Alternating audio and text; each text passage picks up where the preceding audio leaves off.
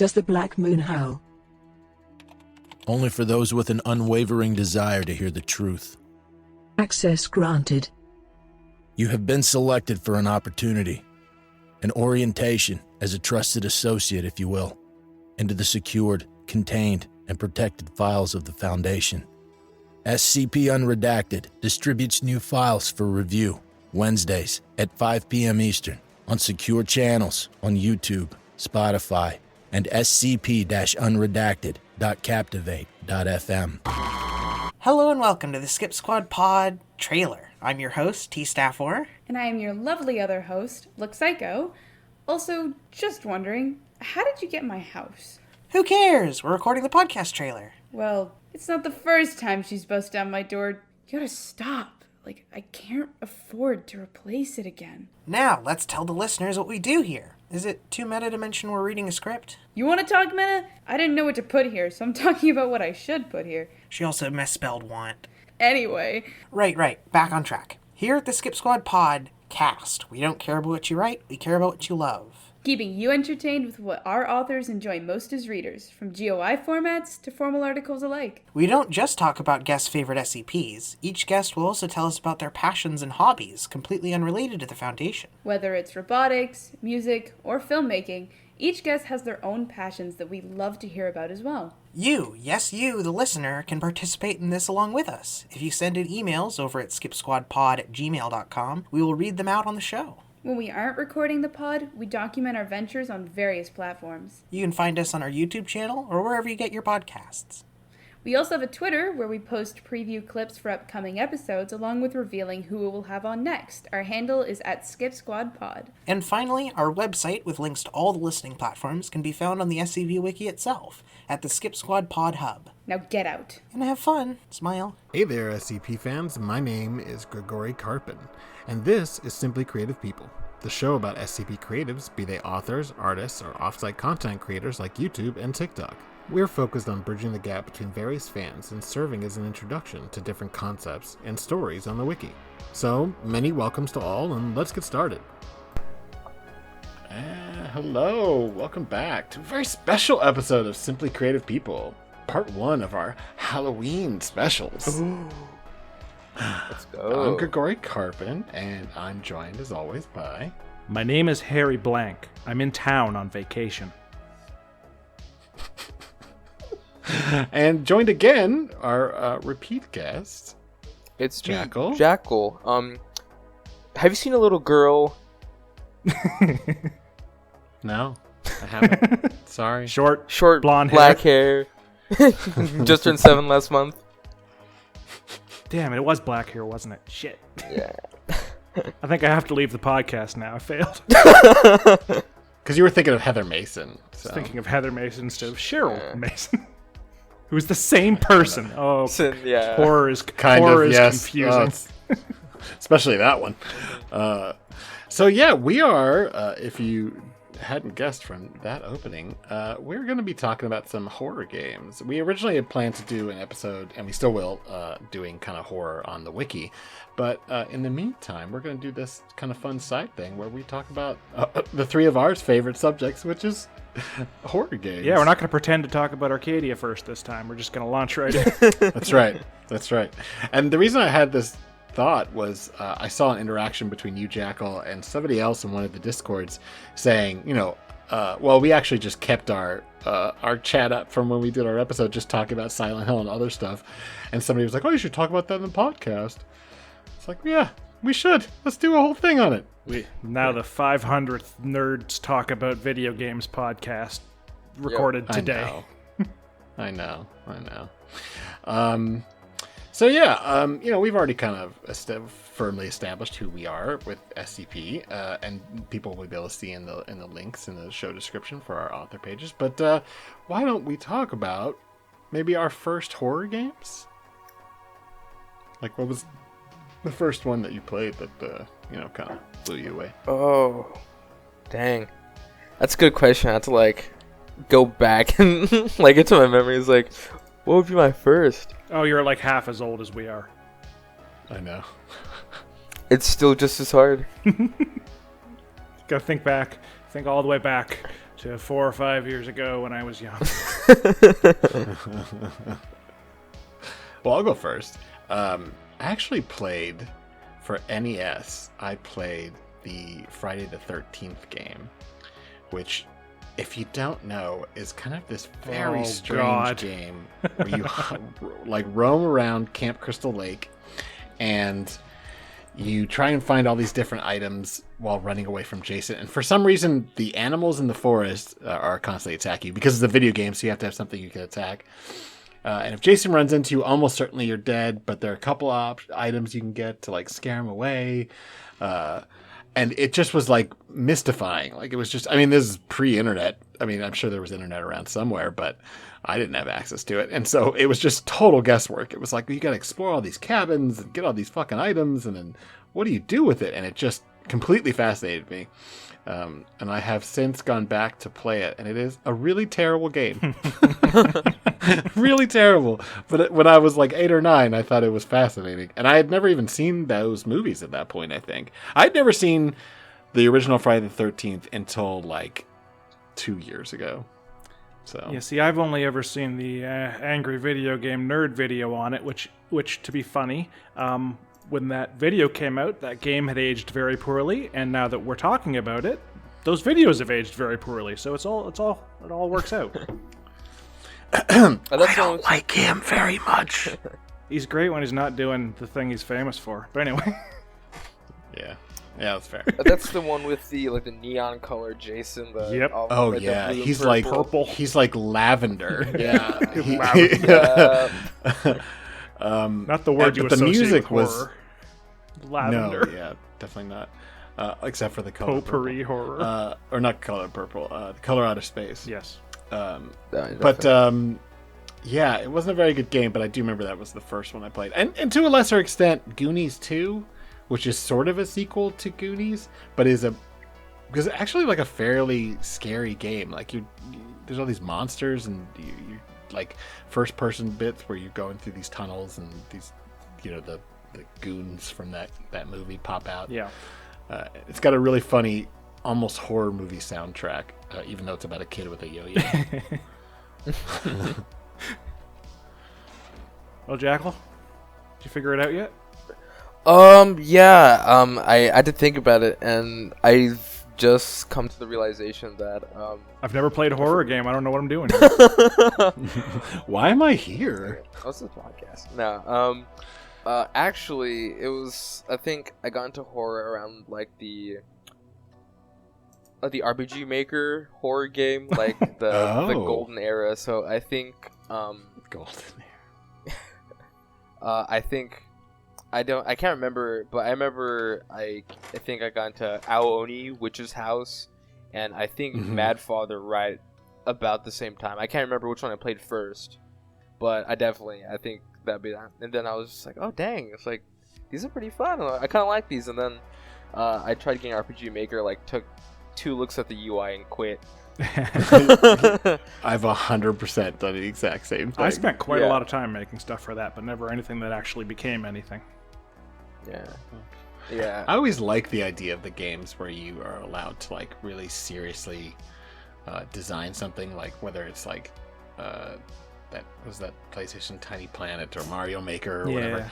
And I just like always kind of like give a whole bunch of time and effort and end up with something I think is really crap and then go, why do people do this? I'm out.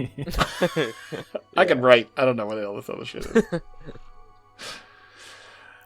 All right, Harry, what was your first one? The earliest things that I can think of are on my old, it might have been an Apple II. It's an ancient fucking computer.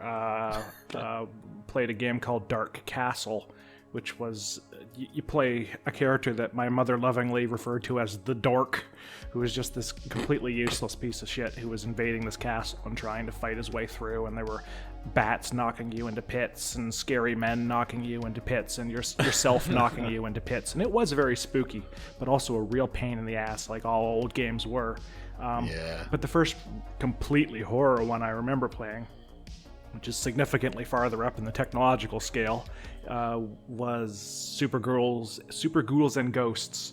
Yeah. Which I refer to not quite affectionately as Super Dark Souls, because that's what it fucking is. It just it's worse. It is. It's actually worse. It absolutely despises you. It just wants you to fail. Horrible, yeah. And it is goofy horror, but it's also not goofy horror because it's set in this medieval setting, and you're King Arthur and you're running around and you're trying to save the princess and all that. But it seems like fucking everything is dead. It seems like there's no such thing as anything that's alive other than the two of you. Like you're in a kingdom, but undead monsters, zombies and horrible ghouls, ghosts, goblins, and such. And it is so incredibly brutal that almost is where the horror comes from, even though it's full of this haunted house horror stuff. It's the way that it's insinuating to you your own mortality. You know, that's interesting. That makes me think. I actually think that my first one might have actually been Castlevania 2, Simon's Quest. Yeah. And I know that one has a really bad reputation, but I really love that game. But I remember I must have played that right when it came out. I'm pretty sure I bought it new. And the whole idea, I didn't ever play the first one at that time. So I didn't understand the whole, like, why are we bringing Dracula back? Also, we're bringing him back through, like, body parts. And I remember my mom was, like, super into, because she was really into horror movies. So she was, like, super... She just loved watching me play the game. She's like, "Oh, what body part did you get this time?" And my dad was just horrified because he can't stand any of that stuff.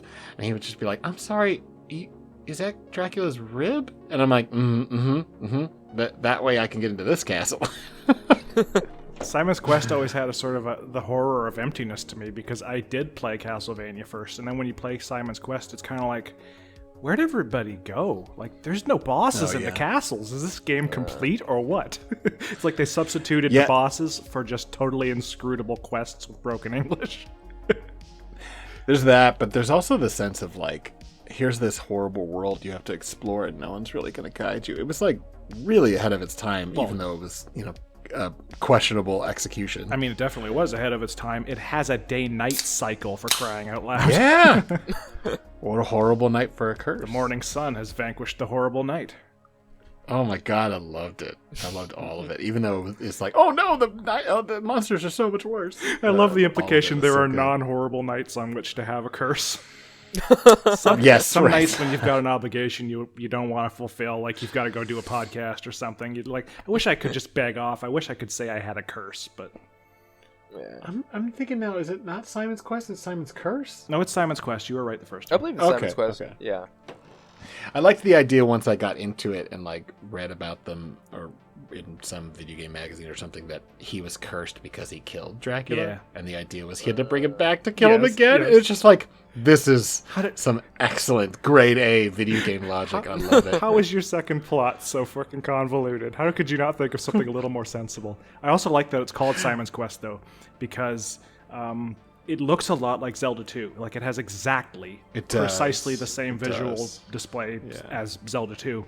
And Zelda 2 is called The Adventure of Link. And what I absolutely adore about that is these two linked games that are very, very similar both have the most redundant, stupid, like... How was the first game not Simon's Quest? How was the first one not The Adventure of Link? They all read, like, it's the same character. It's like, in this one, the protagonist is the protagonist still. Good title. Both of those, I think, have a really horrible reputation, and on going back to them, I think they're kind of brilliant in some ways. Zelda 2 is also Dark Souls.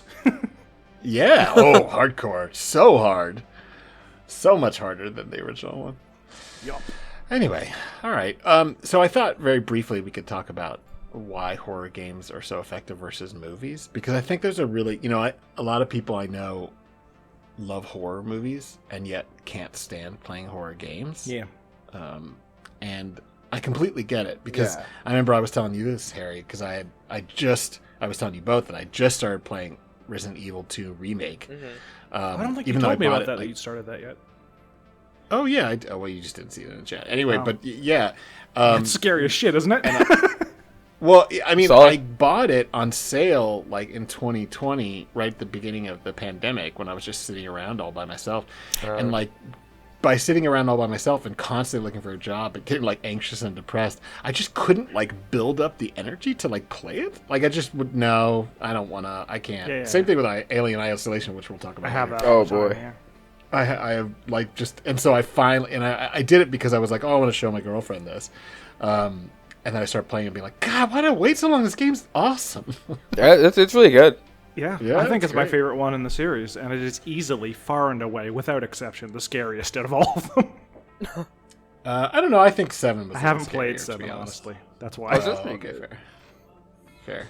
But yeah, it's excellent. It's It incredible. Like it makes me completely rethink the idea of remakes because for the most part, remakes kind of make me go, eh. Oh, by far.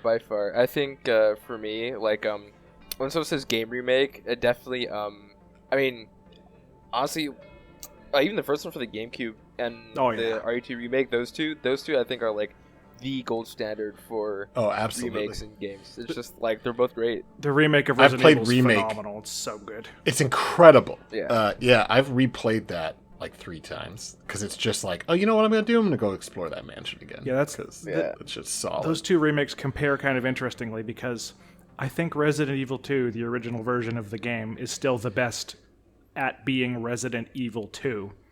But I think the remake is a better game. It's fun. It's more fun. It's scarier. It's better made. But it occasionally dodges some of the plot points and forgets to do a few things that the actual game originally did. Whereas the remake of Resident Evil 1 is both a better game and a better version of Resident Evil 1. The only thing the original has on it is the extraordinarily delicious cheese, and that is preserved for all time anyway. So that's okay.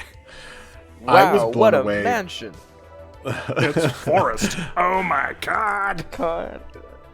I remember that movie opening to the original Resident Evil. Oh, it's so good. Yeah. Anyway, so, but like briefly, the reason I think that people, at least from my experience, like why horror games are so much more effective. I could watch almost no horror movies make me tense. Like sometimes they do, but pretty rarely. And I watch them really very regularly, not just at Halloween. I just love horror movies. Like I pay for Shudder because it's a curated streaming service that's just horror. Right. But horror games, on the other hand, unless it's one I know really well, there's almost always a moment when, like, I have to, like, put off playing it. Like, even when I'm excited. Like, I put off playing Resident Evil 7, even though everything I saw that I thought, I'm like, this looks incredible. I can't believe they've completely gone back and, like, redesigned. It's been something I've been screaming about for years. Because I just hated everything that Resident Evil had been doing since 4. Post 4, yeah. I mean, even the side games, I just didn't like them, and I was just like, you guys gotta like update shit. And 7 was like, oh my, this is everything I've wanted. And I still held off for like 11 months because it's just like, oh, I don't know. No pleasing gamers, is there? Jeez. Even when you give them what they want, they're just like, I'm tired. Yeah, I mean, it's just like, do I really want to get stressed out right now? Yeah. Yeah, it is like that for sure. Isolation. You're just definitely more did in that it. to me. Honestly. Oh, I'm sure. Yeah, whereas a movie, you're just kind of watching. In the game, I don't know. It's up to you. Yeah. And the tension is so much more effective. It's definitely all about because it immerses you and you're the one making the decisions. Because I could say movies and like, oh, it's like, oh, that's dumb. It's like, oh, this character. It's like, if I were in there, I wouldn't do that. And then like, I go into like, I start playing a horror game. And like, I was like, that was a dumb decision. What are you doing? But I'm yelling at myself because I'm panicking. And then like, oh, the panic is real. Like you'll get in this situation, even in like old school Resident Evil games, I know by fucking heart, and it's just like, oh my, how did I let that zombie get me? Like, you're sitting there like panicking for a moment. It's hilarious. Yeah, it's because in a horror movie they have to make a decision, and in the game you have to make a decision, and that's a very big difference in the fear because the fear won't get better. The things will keep getting worse until you do something, which means there's pressure on you to act, not just to watch the scary thing. Definitely. I'm in the series Resident Evil 2. I won't spoil anything if anyone hasn't played it, but there's these enemies that poison you, and I got poisoned and got away from them, and then I just kept running forward, and then 4 or 5 more of them popped out, and I just kept dodging them, and I didn't get caught again, but I was literally limping with the poison animation for like 3 rooms until I finally found a blue herb, and I literally like my heart was racing so fast. I'm like, I'm gonna die any second. I don't know what's gonna happen. Oh no! Yes, the room that has those guys. When did I in save it, last? The room that has like a bunch of those guys in it is one of the most unpleasant, scary experiences. Just trying to get through it. Sometimes That was the first. I was like, wow, you guys have upped the game. Like, fuck Mr. X. This is way scarier. Spooky as shit. Although I did like Mr. X. Mr. X is one of the best game elements I've ever seen added to a game. Literally, my girlfriend was like crouching against me and just be like, "Oh my god, how do you kill him?" I'm like, "I don't think you can." Like, I knocked his hat off of him, and I got a trophy, and I'm like, "Oh great, thanks. I don't give a shit." Let's run. The first time you knock his hat off him, he gets pissed off and comes at you twice as fast too. Yep. he's way worse than the remake. Oh yeah. Like genuinely, because like at least in the original, it was like okay, he's wasn't gonna be anything here. in the original. Yeah, it's like okay, he's gonna be here. You know, it's like I've saved up my ammo, just dump it into him, then or just run, go to the next room. But in the remake, not like he chases you everywhere. And you turn a corner, and you get into a save room, and you can hear him walking outside, and you're like, oh no, I have to. Oh, and then you like psych yourself up to run out, and then he just comes around the corner and fucking haymakers you into the ground. Yeah, they use a trick that I first saw in Doom, the original Doom, which is a horror game, in spite of also being a massively an action game and predominantly an action game.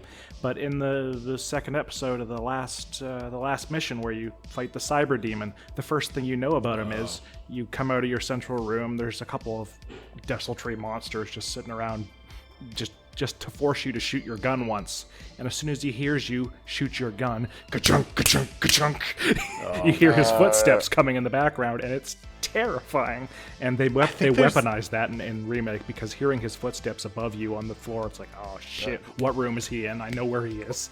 Or you just suddenly run like 15 rooms away, and you're like, okay, I think I lost him. And you do for a bit, and then he's just, it's such, it's so good.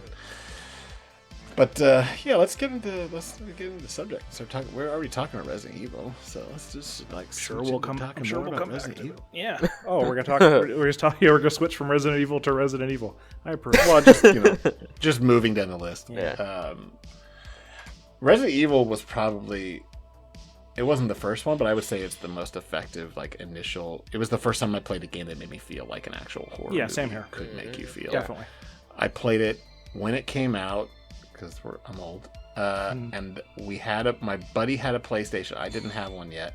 My buddy had a PlayStation, but we did not have a memory card. Oh, my friends had this exact experience. We played through the whole game all night, literally until the sun came up, until the ending, and somehow didn't die once. Nice. Because I was so used to games, I didn't understand the whole memory card thing. I'd never had one before, so. Yeah, it was. We just played it. We started at 6 p.m. and just kept going. It's a long game too, the original. Yeah, and it's hard.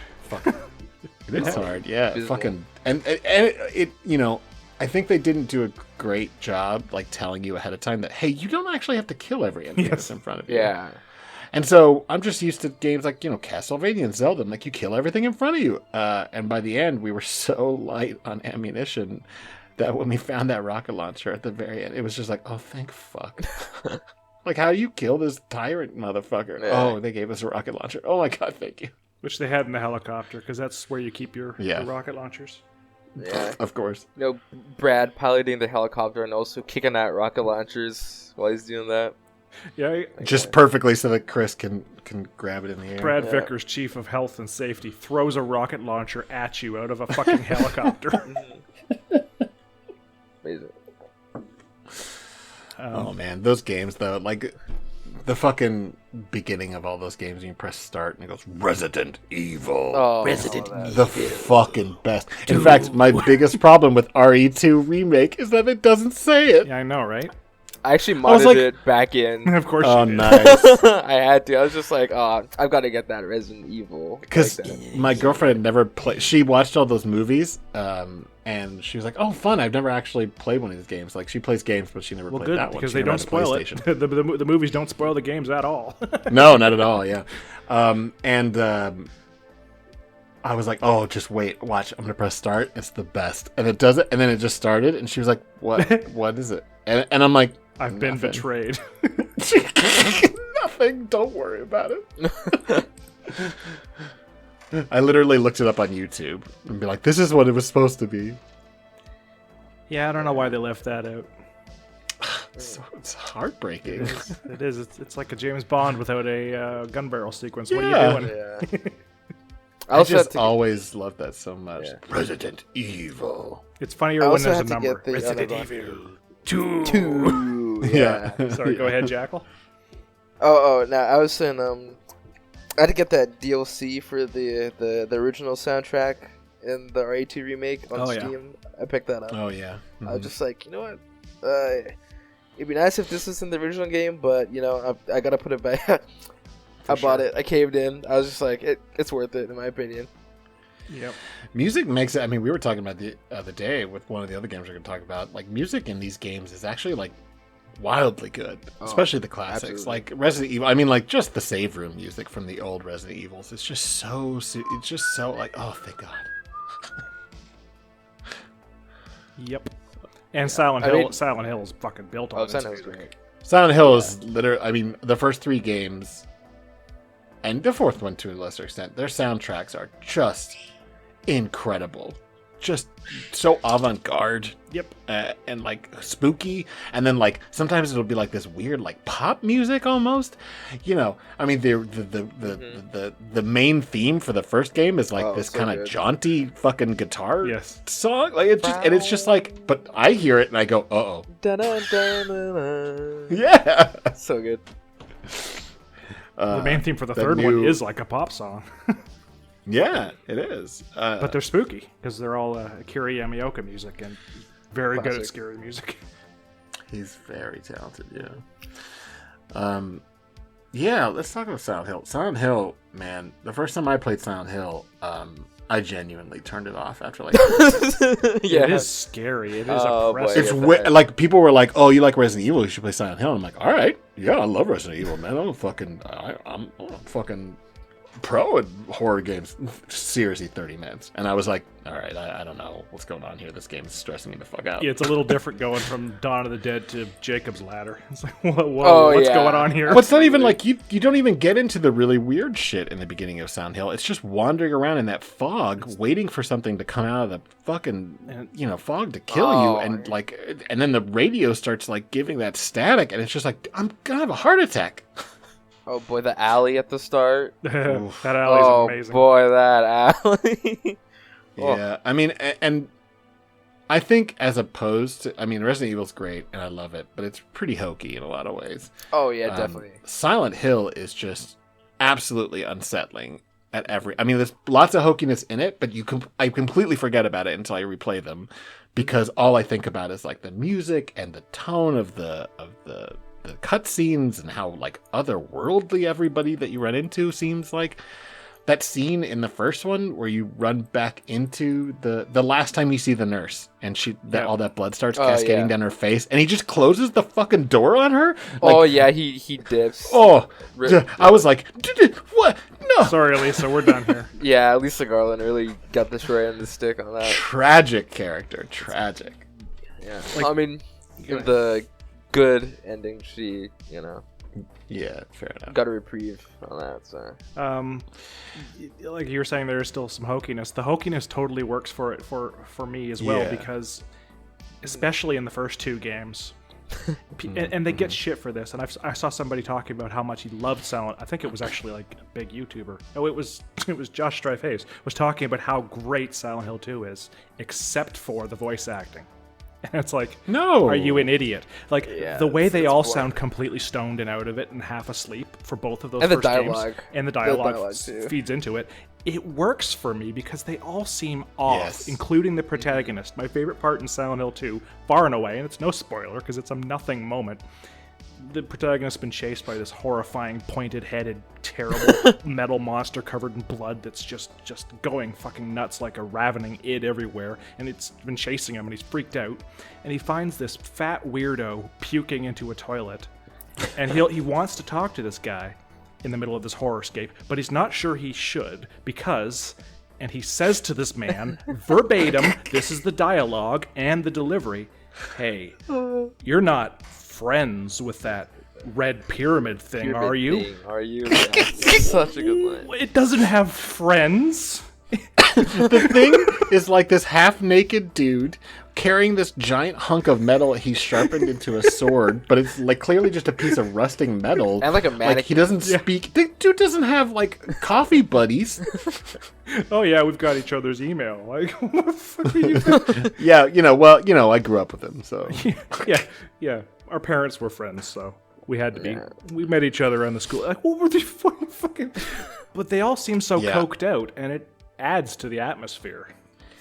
Well, they're all just so, like, it's like they've been in that world too long, even though it's really unclear how long they've been in this otherworldly situation, or what it is that they're seeing versus what, Right. James. That's not Harry. What's his name?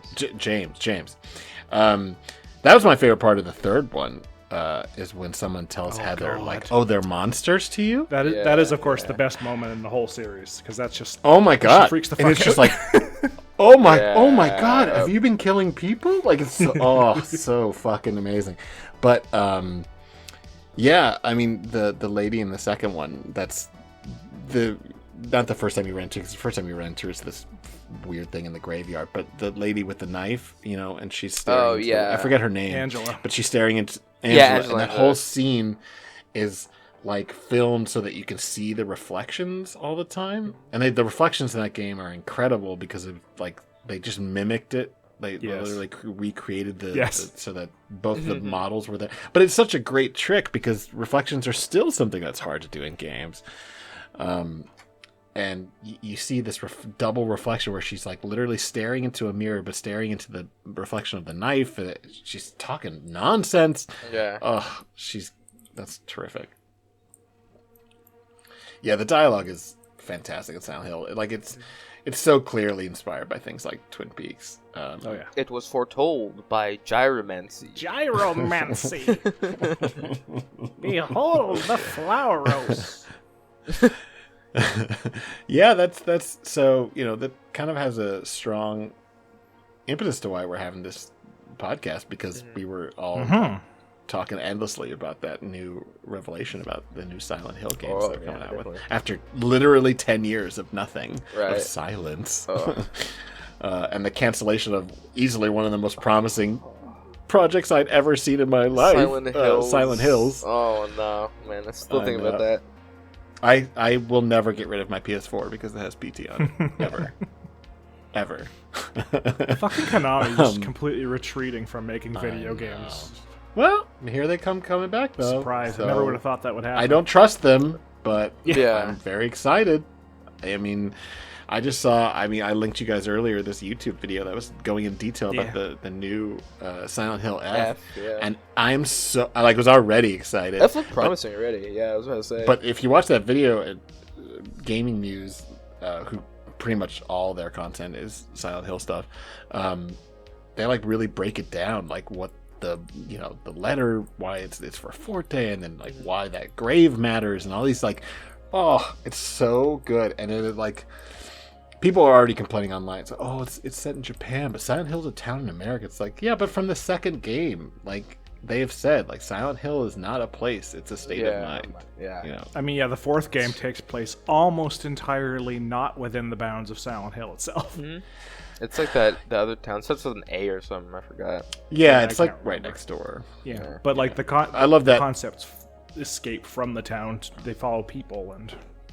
Yeah, absolutely. And I love the implication that it like there's like this like web of like, I don't know, infection or something that is like tracing these lines, because the superintendent of his building is actually James's dad. Yes. Frank. Frank. I remember when that part. I mean, I wasn't the biggest fan of that game, although it is pretty good. But I remember that part. I was just like, wait a minute.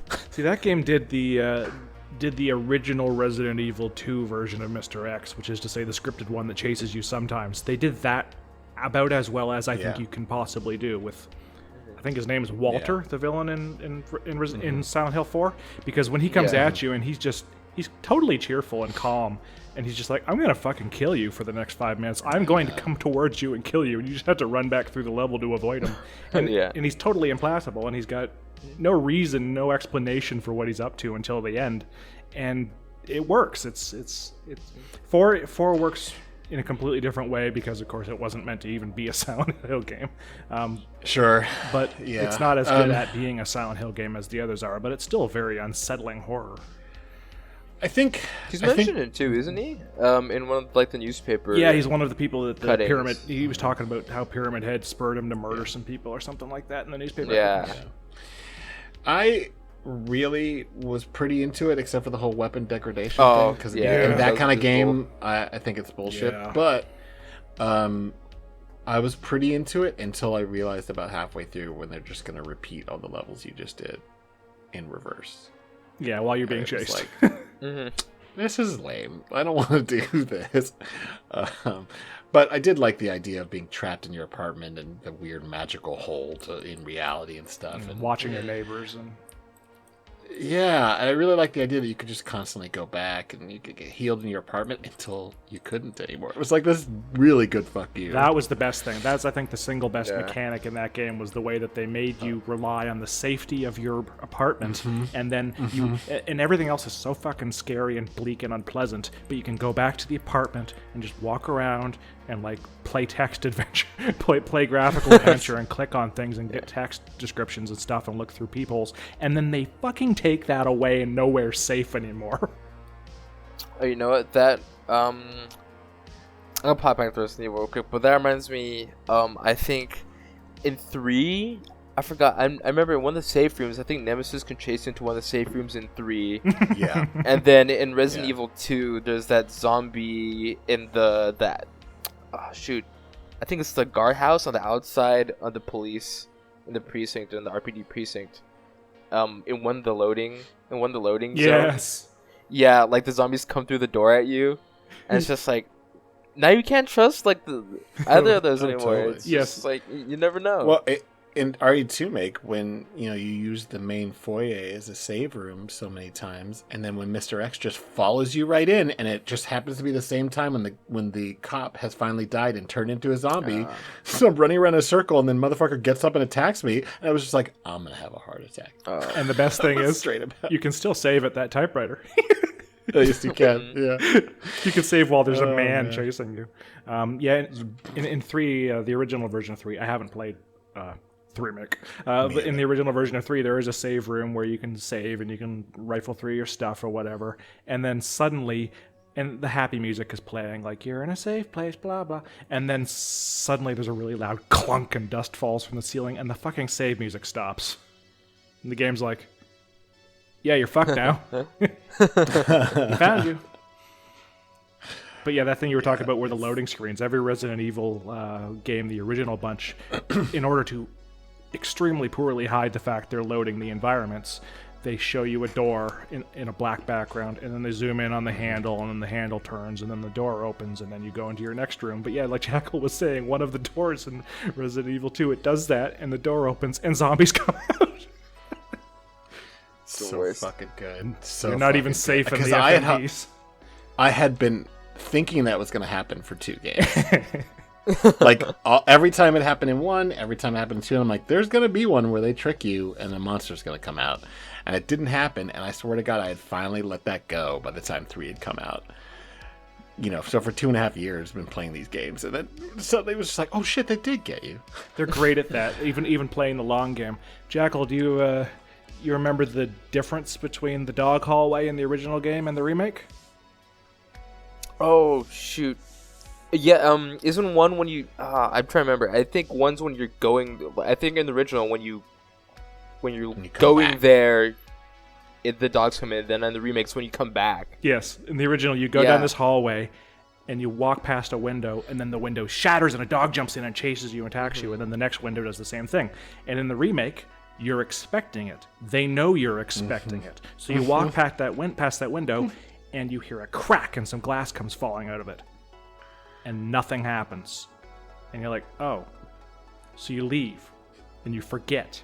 And then you walk back through that hallway to get back to where you were, and the dogs come through the windows. I straight up yelped. out loud, straight up, no. It's great, isn't it? You've probably been That getting a bunch garbage of that in first 2 time. as well, in the 2 remake. Yeah, a bunch of that in 2. 2 actually does it to although I excess, to be honest. They do it a lot, but 2 originally had that a bunch of times too, where like you'd be past the windows and stuff, and then they'd bust in.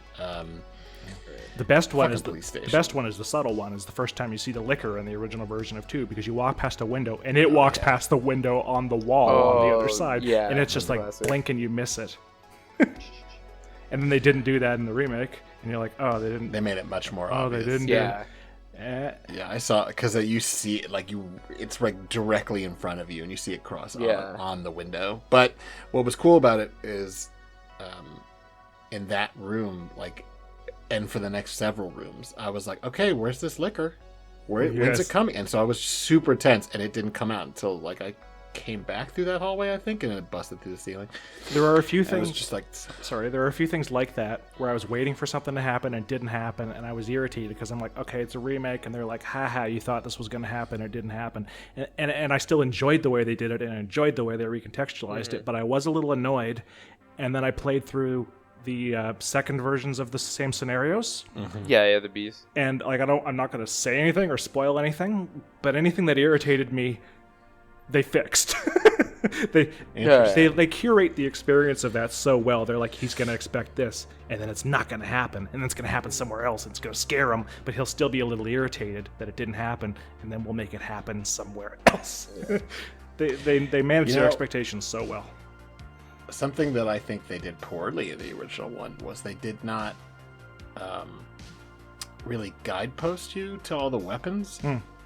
I actually missed the grenade launcher in Claire's run. Oh dear! Yeah. In the police That's station, rough. and I did not know that was a thing until I was in all the way at the end. You with your fucking bow gun. And the boat, and I was out of ammunition of everything, including the bow gun. Like, it was just like, how do you play this game missed your now? most Like, important what is it? weapon. What am That's I gotta missing? suck. And like, there was, and at least at that point there was internet, and so I was able to like look up shitty, like it was like game facts or something. Yeah. And I just like reading through the whole thing and just being like, okay. And then I'm like, what did I miss? And it's like really not clear because I just missed the grenade launcher. Yeah. And I'm like, where? I have all this ammunition. Where is this grenade? Oh, it's back in the police station. Oh my God. Like, Oh my god! so I literally had to restart the whole It's thing. almost essential to cut down all the Birkin and all the G. Oh yeah. Way Yeah, shorter. I mean, way shorter. And the liquors. It's so important. Yeah. I mean, the liquor's one flame round, dead. Yeah. Same with the God, irritating plant guys. Mm-hmm. Oh yeah. Those like Ivies or something. Yeah, Ivies. How far did you get in the remake, Grigori? I am in the sewers now. Oh right. Okay. So we won't talk about pretty far, but we won't talk about the labs. I mean, then. Yeah. yeah. I mean, I'm sure. I figure nothing has been surprising except for the sewers with that monster. I feel like that monster wasn't even in the original, or it's way different than the original. It's kind of like a version of Birkin, only they've made Right. alternate versions Yeah. of them. Then there's multiple of them. right. Yeah. Mm-hmm. The first time I fought Birkin in the remake, and they just called him G, and I'm just like, hey, that guy's got a big eye, and I'm like, isn't that Birkin? And I'm like, oh, that's pretty smart. Having you fight him in I think it's the boiler room or something. Yeah. It's very God, that close. fight's irritating. It was rough. That Yeah. shit was rough. I died 3 or 4 times, and then the only reason I ended up killing him or not killing him, but you know how you could do that when somebody grabs you, you can either stab them Yeah. or drop a flash grenade. Yeah. I happened to have one of the frag grenades. Yep. That's exactly. And how I dropped did the it. frag grenade, and then he's like, whoa, and he flew off the edge, and I was like, thank God I had that fucking grenade. Fucking go away. Oh, so frustrating. I really dislike bosses that are just like, oh, you really can't stop them. You just have to like outlast them. Like, no, this is not. I believe in the Dark Souls boss. I can kill anything. I'm not generally even a fan of Resident Evil's bosses. It's usually everything else that I like. Yeah. Yeah, to be fair, their bosses are never that great. Although I do still think that giant snake in the original is pretty great. Some of them are done right. Oh, Yawn. Yeah, Yawn's pretty bad. Yeah. But Anyway. Resident Evil, some of them are downright evil, like Code Veronica's plane tyrant. That's if you terrible. don't have enough. That's appalling. You Yeah. can just not be able to keep playing the game because there's no ammunition Yeah. and you're on a fucking airplane. Yeah. Yeah. Code Veronica actually introduces like 3 or 4 moments where, oops, you can't keep playing the game. Oh, you didn't put Or all your straight items just in the box? lose out. Too bad. Yeah, or you just lose out on stuff. It's just like, they didn't even warn you. Like, not even like a, No. hey, we might be doing this. It's just, oh, oops, Yeah, that's sorry. really bad. Oh, you're gonna switch characters in this game. I was like, oh, that's really cool. Yeah, but if you have a key item, Yeah. too bad. But let's maybe we keep going. Oh, yeah. So you brought up Doom, and I thought we could just kind of group Doom and Blood, the retro shooters, kind of in one conversation. Yeah, I've been playing lots and lots of Doom. I've been playing. I played Doom when it was out, which is to say when I was 7, because it came out in 1993. But I've been playing. I thought it was 91. The original Doom is 93. I think Wolfenstein is 91, 92. Oh yeah, you're right. You're right. But I've been playing them all. I'd originally played through all of Doom and most of Doom 2 before I got tired because it's tedious. But this time I got through all of Doom and I'm through all of Doom 2, and now I'm playing the officially released but made by modders for id pseudo sequels to Doom, and then I'm gonna keep playing, and it's just so much fun. Are you gonna play 3? I don't even mind 3. I like 3. Oh, I love 3. And it's just a very different game. Yeah. It's the survival horror game, like the basically. fact that it's not like Doom means it's bad at being a Doom game, and somehow everybody thinks that means it's a bad game, and they insist that like you need to be able to Nonsense. you need the mod, which is now official and is the whole game, and you can't even buy the game the way it was released anymore. You need the mod where you have a flashlight on your gun. It's like, yes, definitely. You need to take away the only mechanic that made the game unique and scary, because Right, everybody needs to play run and gun. Like, it's go play the Bethesda game. It's past 2016. You can play a Doom game that's called Doom, that's like Doom. Stop breaking Doom 3. It's spooky. It's good. I do wish Shotgun was just a little better. Yeah, the shotgun is like weirdly not as effective as I wanted Yeah, to be in Doom 3. Yeah, it's like really disappointing. But Doom 3 in is general, the only really, like, actually legitimately yeah. horror game in the whole series. oh, it's so but- scary. yeah. And it's so terrifying. scary, like all the way through. Like, I mean, from the moment you get off that little ship and you're like, what is happening This in is this game? fucked up. I still think every character model in that game is so fucking hilariously bad. Oh yeah, they're I think- weird looking people. Yeah. I think Weird prior, fucking people. prior to Doom 2016, I think Doom 3 was like one of the only Doom games that really cultivated an atmosphere Oh yeah, and kept Yes. that atmosphere through the Well- entire game. yeah, because like Doom's atmosphere is kick ass. I don't know. I mean, I think I look back on that now, but I remember when I first played it, I found it pretty tense. Well, yeah, when you first yeah, play yeah, it, yeah, it's absolutely. the best looking video game that's ever been made. It has lighting effects. Yeah. It has different levels and heights and colors and walls that move. It's 3-dimensional. No, I get it. It's but it is still amazingly fun, but not in any way that's related to the fact that it's horror, which kind of moves it Yeah, beyond the right. point of this conversation. Like Doom is fun because it is still faster and more explosive than most games you can buy now. Oh yeah, It's why that Doom 2016 game, Yeah. I don't know if y'all have played it, but it's why it's just so incredible 'Cause it because recaptures it that. isn't like the first game, but it seems to have captured the spirit Yes. of it. Yeah. You know, although I have not played Doom Eternal, and I've heard that one is kind of like mixed bag. But man, I love Doom so much. I mean, it was, very early on, I was pretty big fan of horror stuff, and a lot of these early retro shooters had, even if they weren't scary, they were very informed by horror movies and horror imagery and Blood. heavy metal stuff. And I love Doom, and I love Doom 2, and I've played them both, I don't know how many times, 20 times each, easily. I mean, just so many times. I play them multiple times a year, usually. Although I normally just don't bother with the last boss for Doom 2. It's just fucking annoying, and I hate it. That level is But garbage. it's stupid. It's so stupid. Here, time your rocket launcher exactly. This is stupid. This is not why I play this game. But Blood, Blood, which I had not played until last year, is Blood's great. genuinely spooky. It's fun and it's funny, and it's kind of wild and wacky, and you can throw dynamite at people. But I also think there's a lot of parts in that game that are like, man, I'm so tense. There's these zombies coming out of the ground, and all I got is a fucking pitchfork. I haven't played Blood, and I should, because and this is probably a good So public good. service announcement to make, since this is probably going up in a day or two anyway. Yeah. The Steam horror sale for Halloween is on until the 1st of November, and like Doom is like $1 or something, but Blood is like $3, and they've made an enhanced version of it that works really well. Yeah, and the enhanced version is excellent. Yes. Because the old version is really hard to get playing on, like, say, Windows 10. And the enhanced version is super faithful, even with the shitty parts of Blood, which is if you duck when you're fighting, like, some of the flying enemies, they, like, basically can't hit you. They're, like, your hitbox goes away.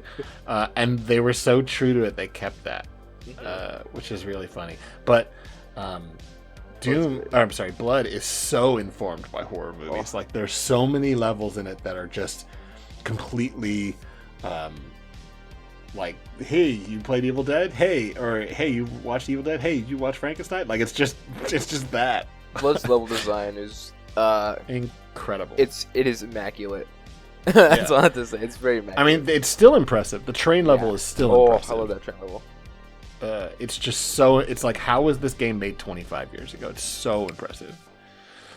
It's kind of weird too, because that's the period when there's two first-person shooter engines that are basically fighting each other. There's the one made for Doom and the one made for Duke Nukem, and the one made for Doom made Hexen and Heretic, which are both horror fantasy games, which are related. Awesome. And the one They're for Duke awesome. Nukem made Blood, and it's like the main games were cool action games. And then everybody who took those engines and licensed them from the companies went, I'm going to make a fucking scary game. Yeah, man, Hexen and Heretic, I liked those games. Almost. Back then, I liked them better than Doom because I thought the magic was cooler. Yeah, they're but deeper. now I It's like like- Doom better. But Doom is Id more engine fun. and build engine, Yeah, I but think. whereas like Duke Nukem is kind of stupid and like really is aged poorly, like politically, like gross. But Duke Nukem Forever is still aged poorly. oh god, Duke Nukem is but Blood bad. is like classic. Like, I played Blood and was like impressed and was like laughing at the lines. The main character, I forget his name, Jacob or something. Caleb. Caleb, yeah. Like, he starts singing show tunes at one point. Like, it's so funny and it's so creepy and it's like it's everything that's good about horror movies, because horror movies are oftentimes just as funny as they are creepy. Oh yeah, I mean, you see that in the Evil Dead, where the first one is scary, yeah. the second one is outrageously scary and gross but funny, and the third one doesn't even have the time to be scary or gross because it's too busy being funny. Funny. Yeah. Yeah. And then, I don't know, have you ever seen the show? I haven't, but I understand it's a mix of those things. Yeah, it is excellent. First of all, I have to say, I am an Evil Dead, like, obsessive. I like every single thing except for the games. Oh, every okay, I was single gonna thing that's say. come out. No, the games are terrible. But every single thing, every movie, even the remake and the TV show, they're all immaculate. They're fucking amazing. They never lost their... They're making a new reboot next year, or it's not even a reboot. It's technically kind of a sequel, but I don't think Bruce Campbell's gonna be it because he's old as shit. And I cannot wait. Like, I just rewatched the whole series, including all the movies, again. Like, I've done it multiple times. I was about to ask your opinion on the Evil Dead. I think it's almost like a RE clone almost. But then you prefaced it with not the game, so I figured you wouldn't have a real positive opinion on this. I did buy them and played them. I even played that they made a Pitfall game for PlayStation 2, I think, and I bought it because it was Bruce Campbell was doing the voiceover. That's not a good game either. But it's just anything Bruce Campbell's in, I'm gonna fucking watch. Yeah, That's simple. I get it. But let's shift gears because Parasite Eve. Oh, immaculate! It's perfect. I love Parasite Eve. I just replayed it on my Vita last year, and I was blown away by how fucking spooky that game still is. Right? It's so spooky. Harry, have you played that?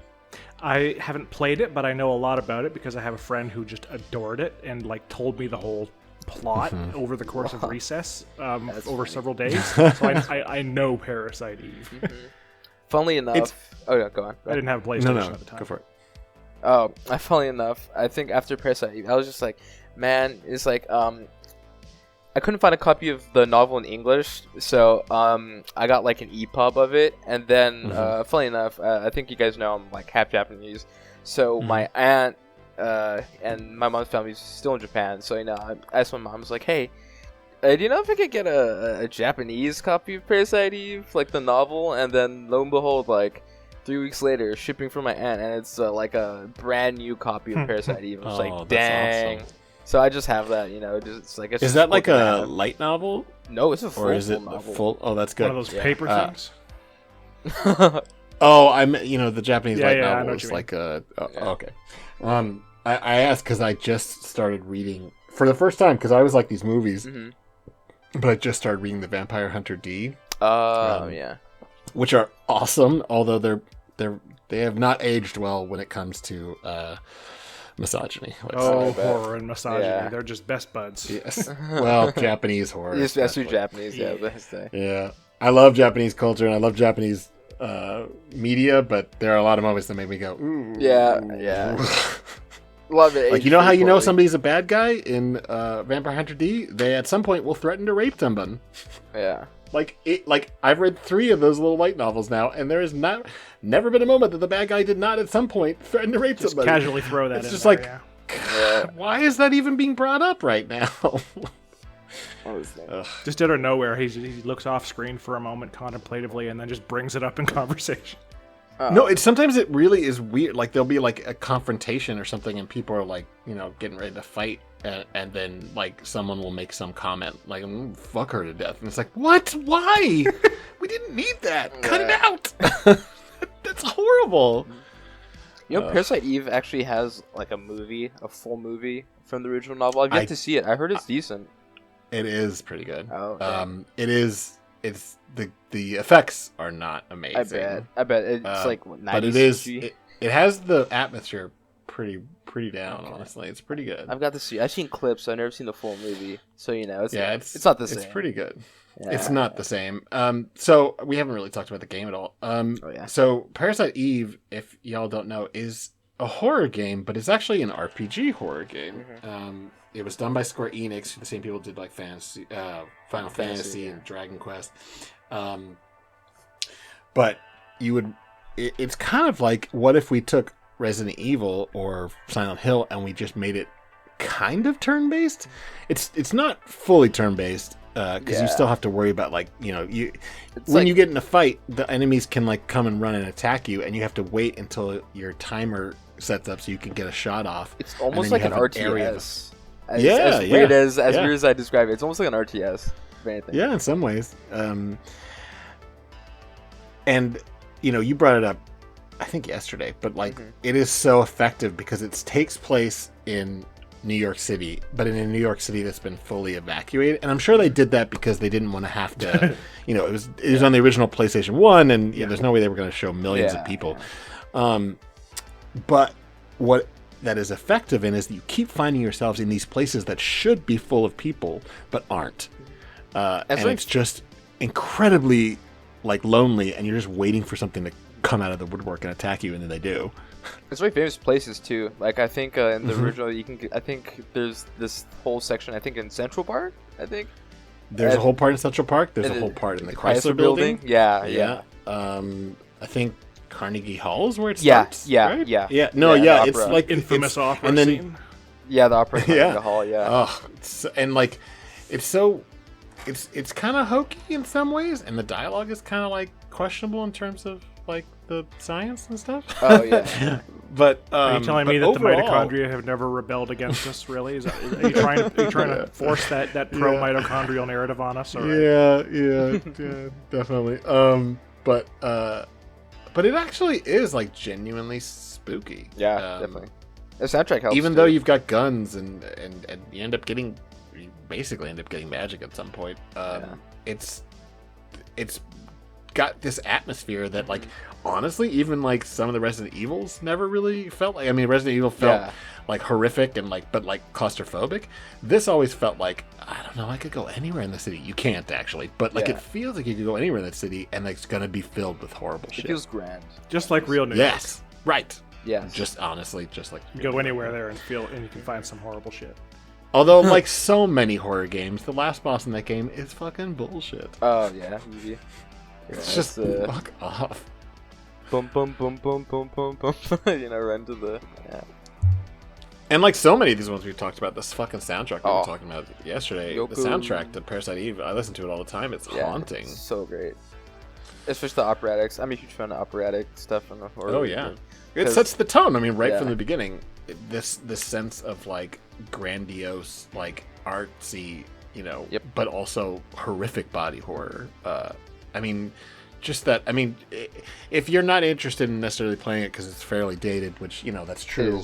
For the listeners, look up the opening cutscene. Yep. Oh, It is dated in terms of the quality of the CGI, but it is so horrifying.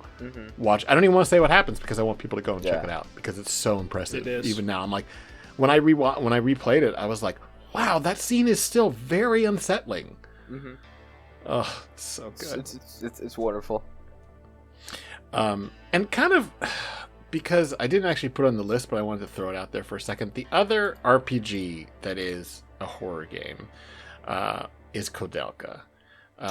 Which I never played in the original sense, and now if you try and get it, it's like hundreds of dollars. Yeah, the Silent Hill and everything else treatment. If you try to get the original on PS1s, exactly. And then exactly. And I just finally said fuck it, and I emulated it last year. Criminal. And it is so fucking impressive. Kodelka is so well written. Like, not well written for a game in the 90s. No. Well written, period. Gosh. It's the characters are so complex and so unpleasant at first. Like, there's so many layers to these characters that, like, at first you're just like, these guys are all assholes. Until you, like, because of you continue to play the game and going through these events and continue to watch these cutscenes where, like, you are actually listening. It's almost like watching a play. The dialogue is so well written between these three main characters. And it's got a real old world horror feel to it. It's got a real gothic horror to it, as opposed to some of these other games that are all like modern monsters and zombies. I know it. This is ghosts. That's probably why I mix up Haunting Ground and Kodelka. Yeah, I mean, Haunting Ground's a very different game, but tonally they're... Although it's another one that has not aged terribly well when it comes to gender politics and whatnot. No, not at all. Yeah. Although so anyway, not, next we'll be not, talking not about as, Night Trap.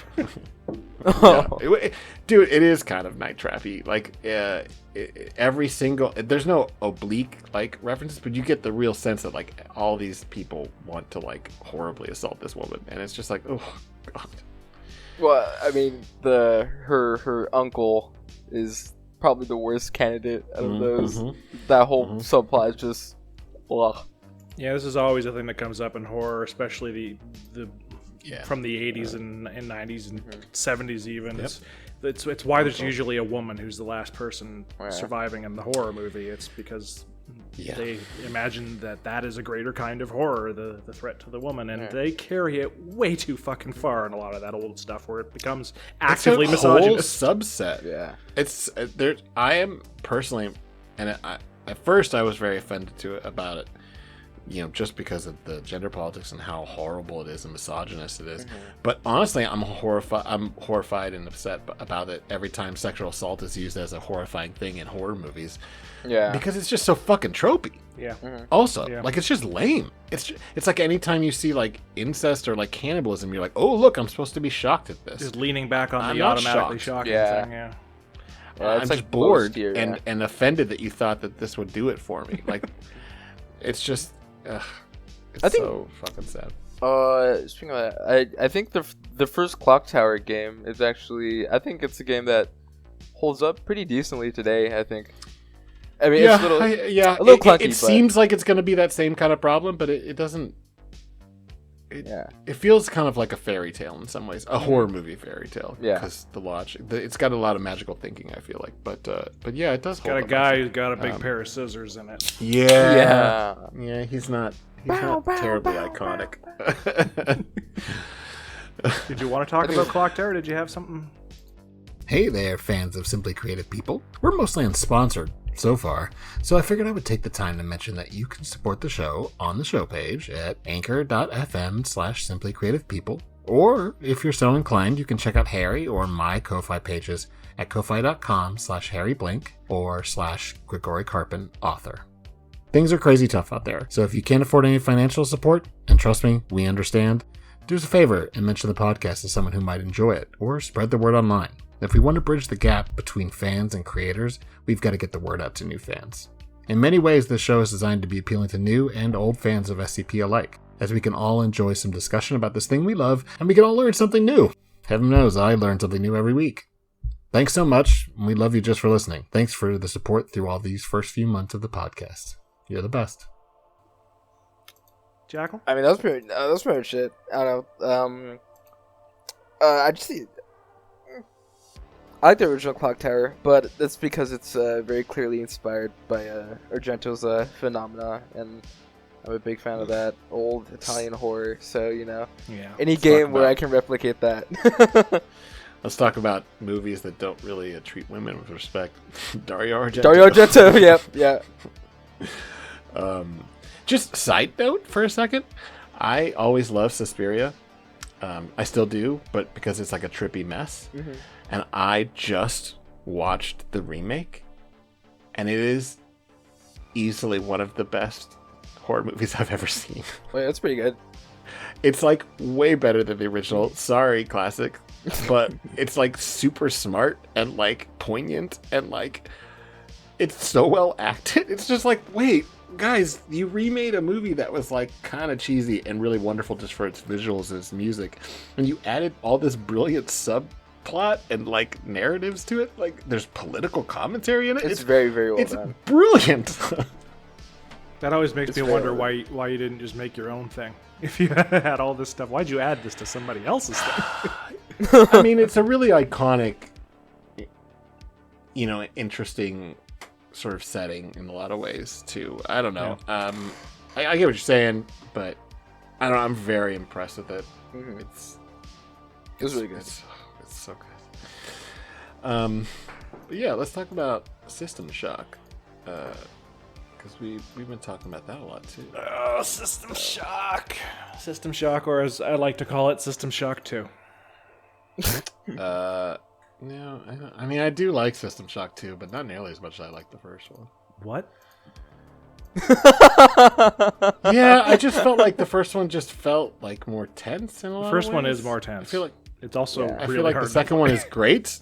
Oh, it's really hard to play now. I can't wait for the remake. But it's one of those games that like Doom is. Oh, the first Doom one is is from so clunky. Doom is from the same time, like almost exactly the same time, and it is still completely playable by modern sensibilities. Yeah. And System Shock, well, System Shock 1 is unplayable.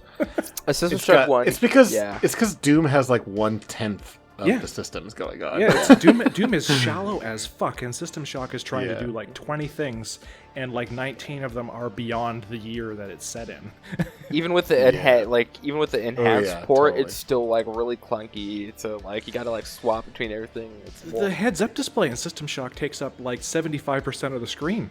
It's not as bad in the enhanced remake version, but but it is still bad. Yeah, it's not great. It's still bad.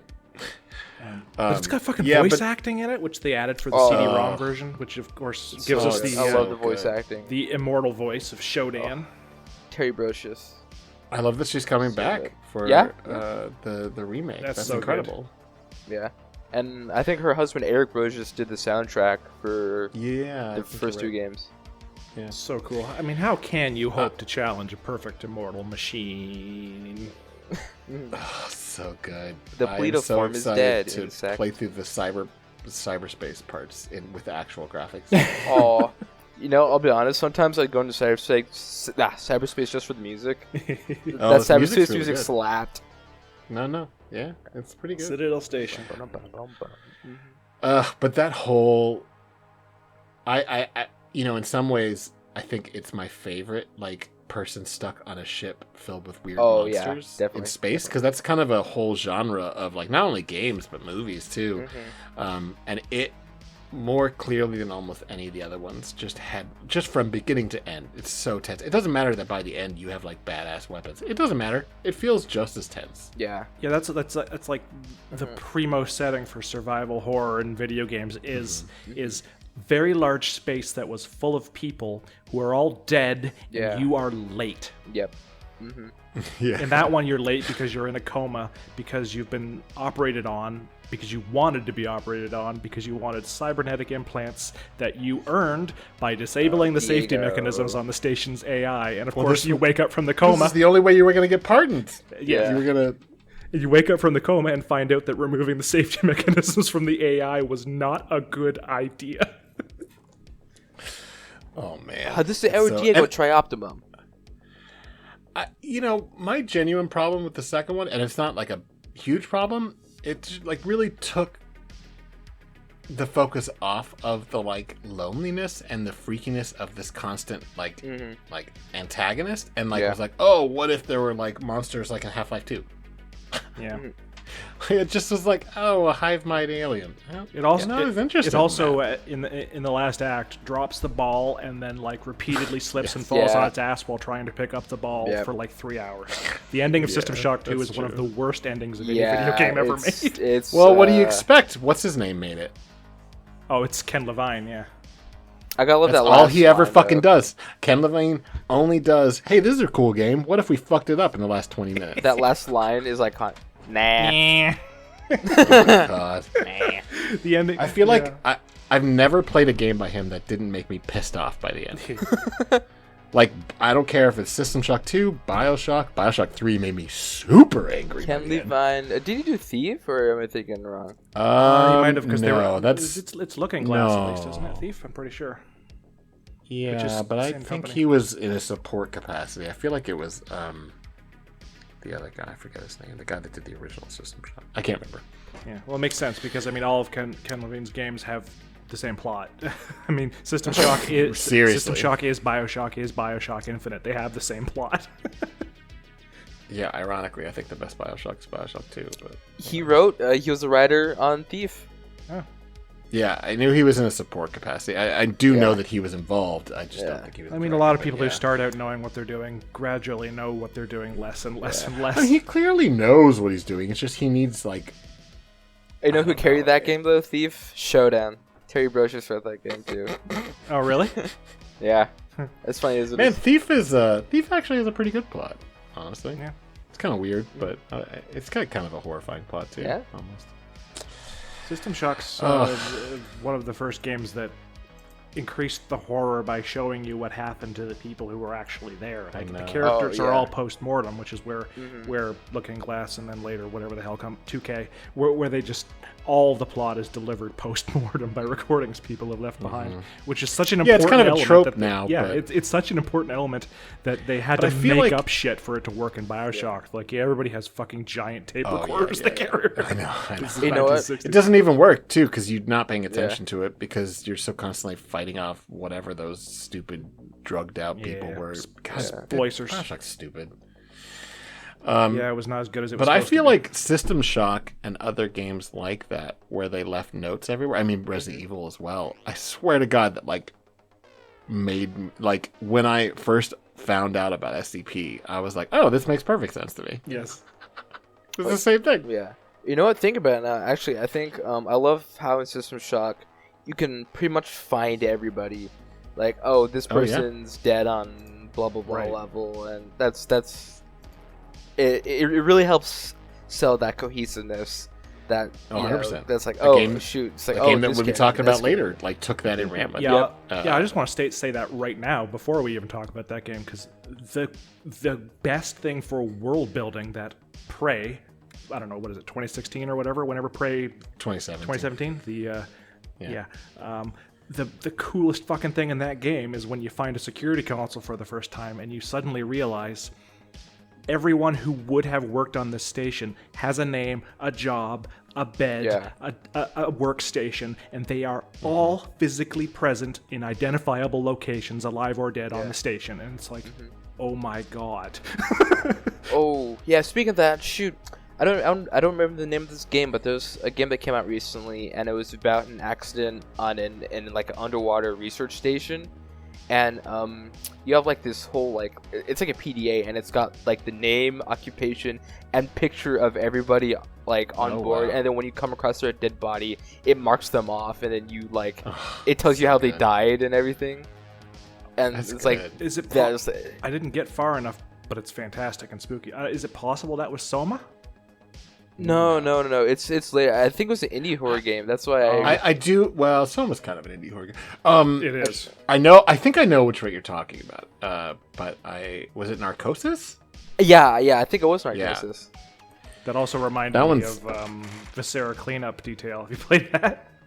No. Oh god, it's about what happens after a horror movie. You're a janitor, and you show up at locations after everybody's been dismembered by the horrible monsters, and you have to clean all the blood off the floors and the walls, and pick up the spent bullet casings, and pick up the gibs of the people and put them in the trash. It's amazing. It is such a well-made game, and it's very soothing just to mop and It mop is, and mop until you surprisingly. accidentally kick over a bucket full of bloody water and have to clean that up again. It's brilliant. That's hilarious. But yeah, let's switch into some more modern games. Yeah. So you brought up Harry. You brought up The Forest, which is a game I also played the hell. out Oh, of. the forest is so fucking spooky. I wanted a game. It's one of the like 2 times in my life I've wanted a specific game and it just existed. The other time was I want a game where I can be in a zombie infested hellhole and spend the night and like look out over the city and hear all the zombies and just think about it. Or I can go outside but I might get killed. Or I can wait till the daytime and go scrounging. And then I found Dying Light and it was exactly what I wanted, and also maybe the best game I ever played that isn't Prey. But the same thing happened. I wonder what it would be like if I could play a game where I was trapped in some horrible place, living in like a log cabin, and if I look out the window, there might be somebody fucking looking back at me. And The Forest was that, just to a T. Yeah. Before we get into The Forest that much, have you played? God, what is? It's like Dying Light, but it's way more systems based. Like Project Zomboid, but that's No, I have no, played it's Project not. Zomboid. It's pretty cool, although it's almost it's It a is pretty real cool. brutal fucking game. No, it's like No, not Dead Nation. I forget what Dead it's Rising. called. No. Oh, No. It's on Xbox. State of Decay. State of Decay. Oh, I have that played some of State of yes. Decay. Yes, it seems pretty cool. Oh my god, it's incredible. Like a group-based sort of thing with all the people in the Yeah, camps. and it's got some management sim aspects to it, but it's really like when you say about scrounging, like it really matters. Like you've got oh my god, I need more food, and like you're like looking out on the rooftop of whatever safe house you've made, and then you're like, oh, look over there, that's a fucked up diner. I wonder if they have any like food in there, and like okay, and then you're gonna mark it off, and then it's so stressful and great. For sure. Weird question. Do either of you guys remember like Zomboid, like Zombies U for the Wii U, where it's like you're in Britain? Yeah. I remember Yeah. that game. Yeah, I think my friend had that was it. really cool. Yeah, my friend had it on the Wii U, and I think so. Like I'd always hop over to his place and always play that. What was that? And What was that about, Jackal? I don't know it. Oh, well, it's I guess I was gonna say Left 4 Dead, but that's not really an apt comparison. Left 4 Dead's way more arcadey, quicker action. Zombie U's it's essentially like a first-person survival horror. It's definitely very it kind of draws from I think 28 Days Later. In my opinion. Except for the zombies are more classic zombies. They're definitely like slower, like other Marrow type zombies, but it's definitely like the feeling of 28 Days Later. Just again, not with the fast zombies, Right. But it's like Britain like collapsing, everything's Oh, that's good. gone. Just like the real life. Yeah. So there's no there's no guns.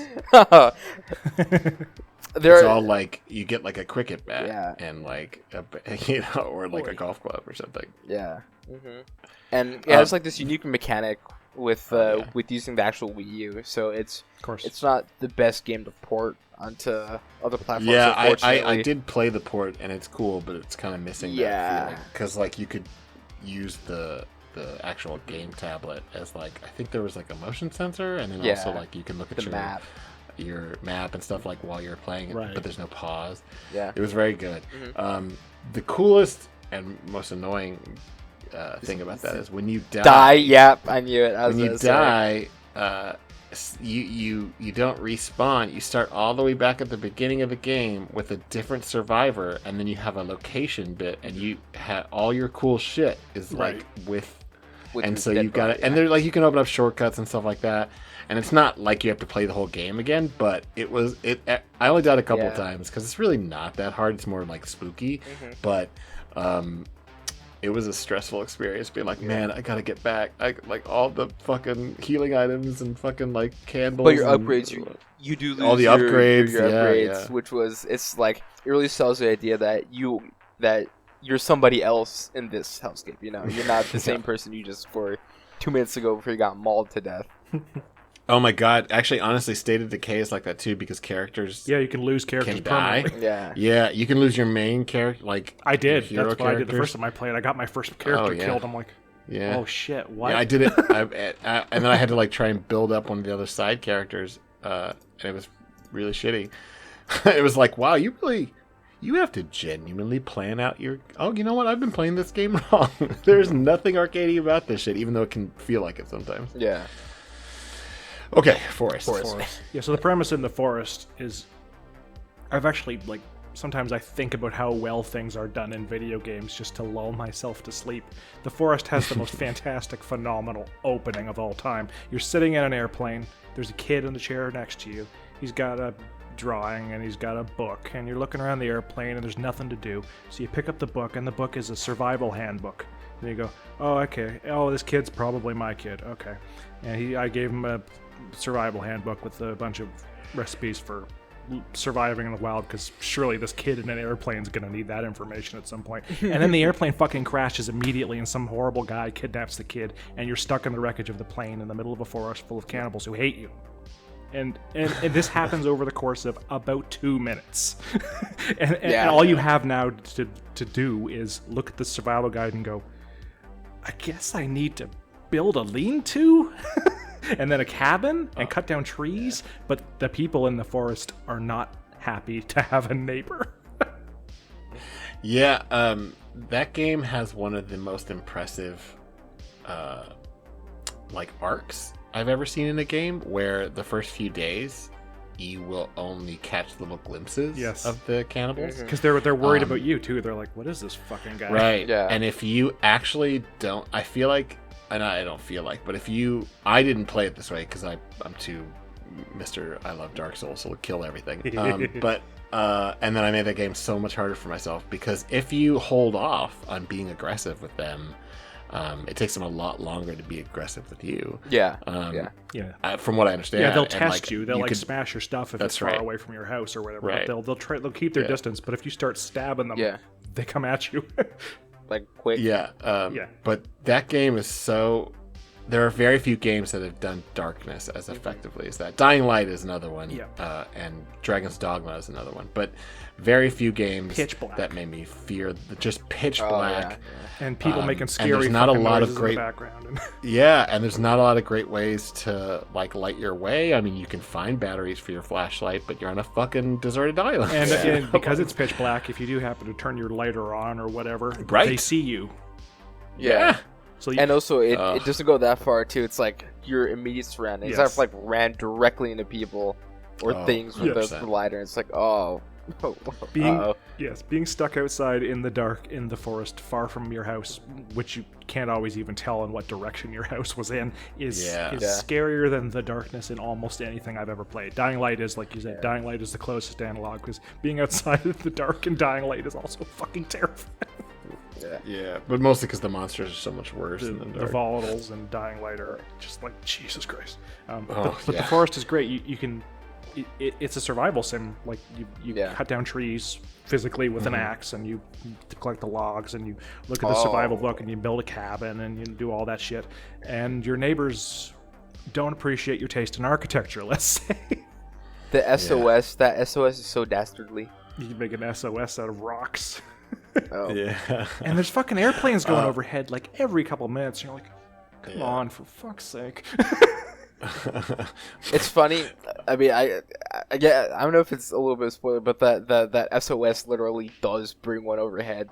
Oh, that's what causes that to happen? Yep. Oh, that's funny. That's so funny.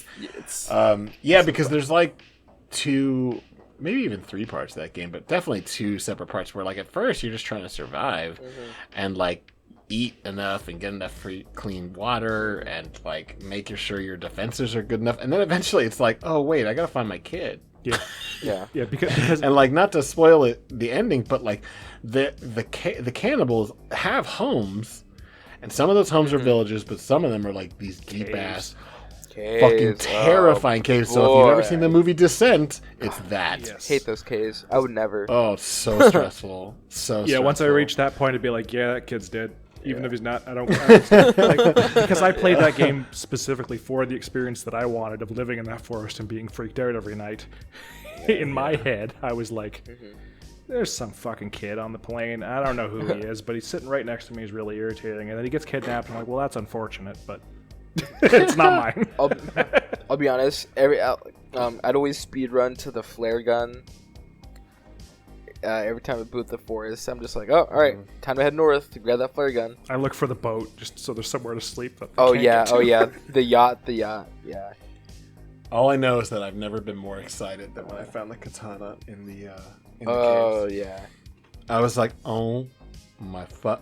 It's on, boys. Like that game is like all about like wooden spears and like making little shitty bombs and like Molotov cocktails, and all of a sudden I had a legit sword. It was like, oh my god, this is amazing. Because like you have a tree axe, but like that's not that great for fighting.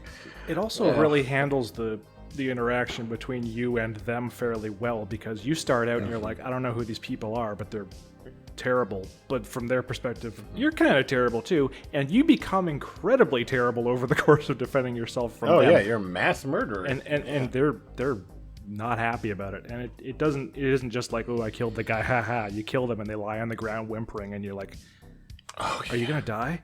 I'm gonna have to stab you in the head while you cry, aren't I? This isn't fun anymore. It's so terrible because you can become a cannibal and you can like take their body parts and like make like stuff shit out of it, and it's just like you go crazy. And then it's like, and the most effective way to like make sure they stay away from your place is to make these horrible like effigies at it. And it's like, oh, I don't know if I can do that. Yeah, it becomes very psychological in that respect, which is very well done. By the end of that game, I was just like, man, this game like twisted. like it's just like so fucking it's like spooky in a very traditional sense where you're like, oh shit, it's dark and something's gonna jump out at me, but then by the end it's like genuinely upsetting. Absolutely. It's like, I've just done these horrible things.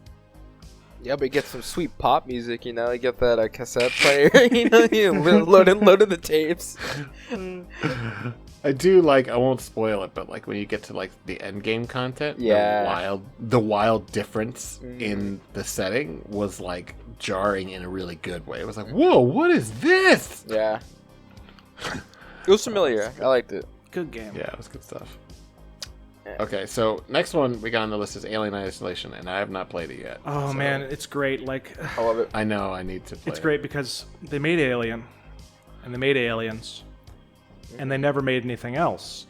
And then this comes out, and it's essentially the third Alien movie, and it is absolutely perfect. It's exactly what you would expect from a third Alien movie if they had made one, and it's just like, Oh my god, Alien 3 is a pretty good flick. Okay, come on. Okay, what movie? Alien. See, I am obviously being facetious, but it is, as far as I'm concerned, the ideal sequel to Aliens. Yeah.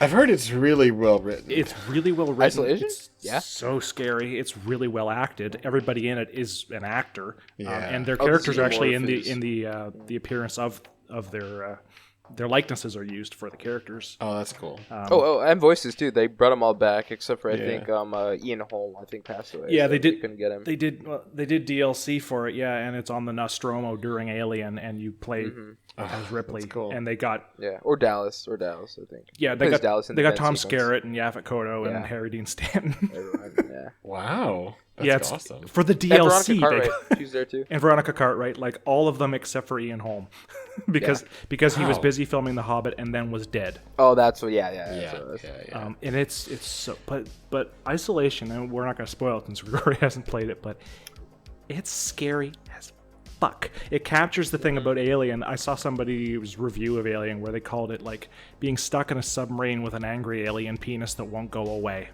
And that is what Alien is about. It's always there, and they're trying to find ways to deal with it. But if it encounters them, it's very like Mr. X, right? Like it's you can't fucking kill the alien. Yeah, you can't kill it. Right. This isn't It's like, Aliens. as This soon is as Alien. as soon as it gets you, you're dead. Like actually just dead. Yep. This is like it's the original film. And It's then I not heard the second film. the design of the technology is also super like in the same vein as To the a original T. movies, where like it felt very like 1970s version Yeah, it is of the future. retrofuturism. Yeah. Exactly the way that that's Prometheus awesome. forgets to look like the Alien movies.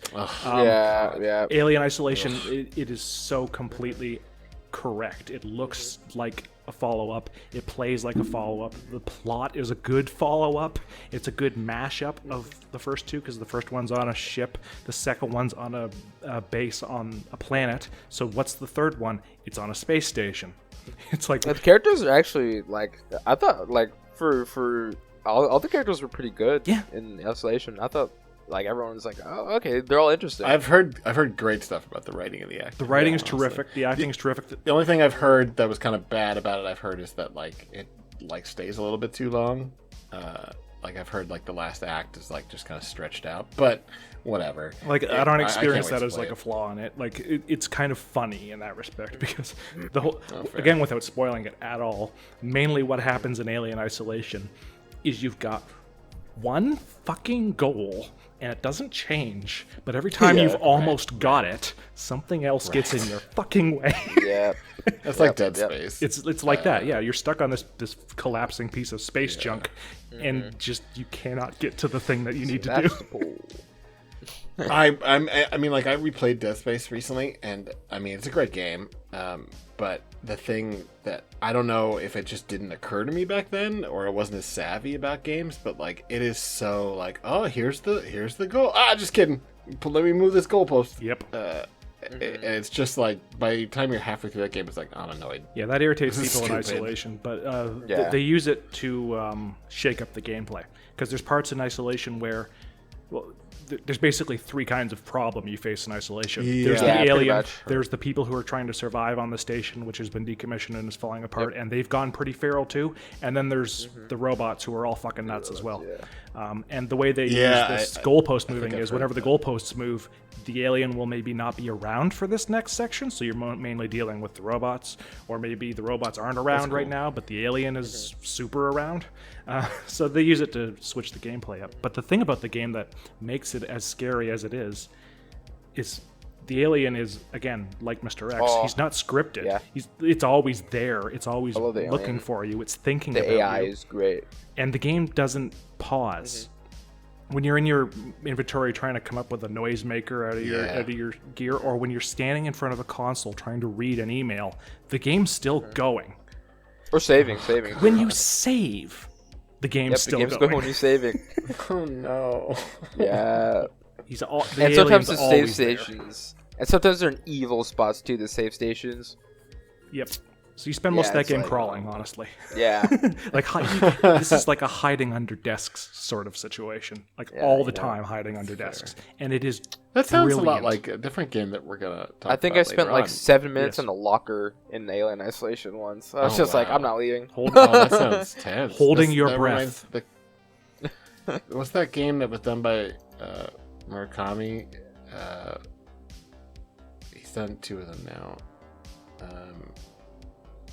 Shit. Oh, It has I a love terrible shit. letterboxing. Oh, I love shit. The terrible letterboxing. It's in all the cutscenes that has letterboxing, and no one understood why, even though it was like during the 360 era. Shit, what was this game called? Grigori invents a game. No, it's anyway. Doesn't matter. Seriously though, like I can't wait till you play it so I can hear what you think. Yeah, no, it's gonna be the next thing after I do RE2 make it for sure. It's brilliant. Yeah, very good.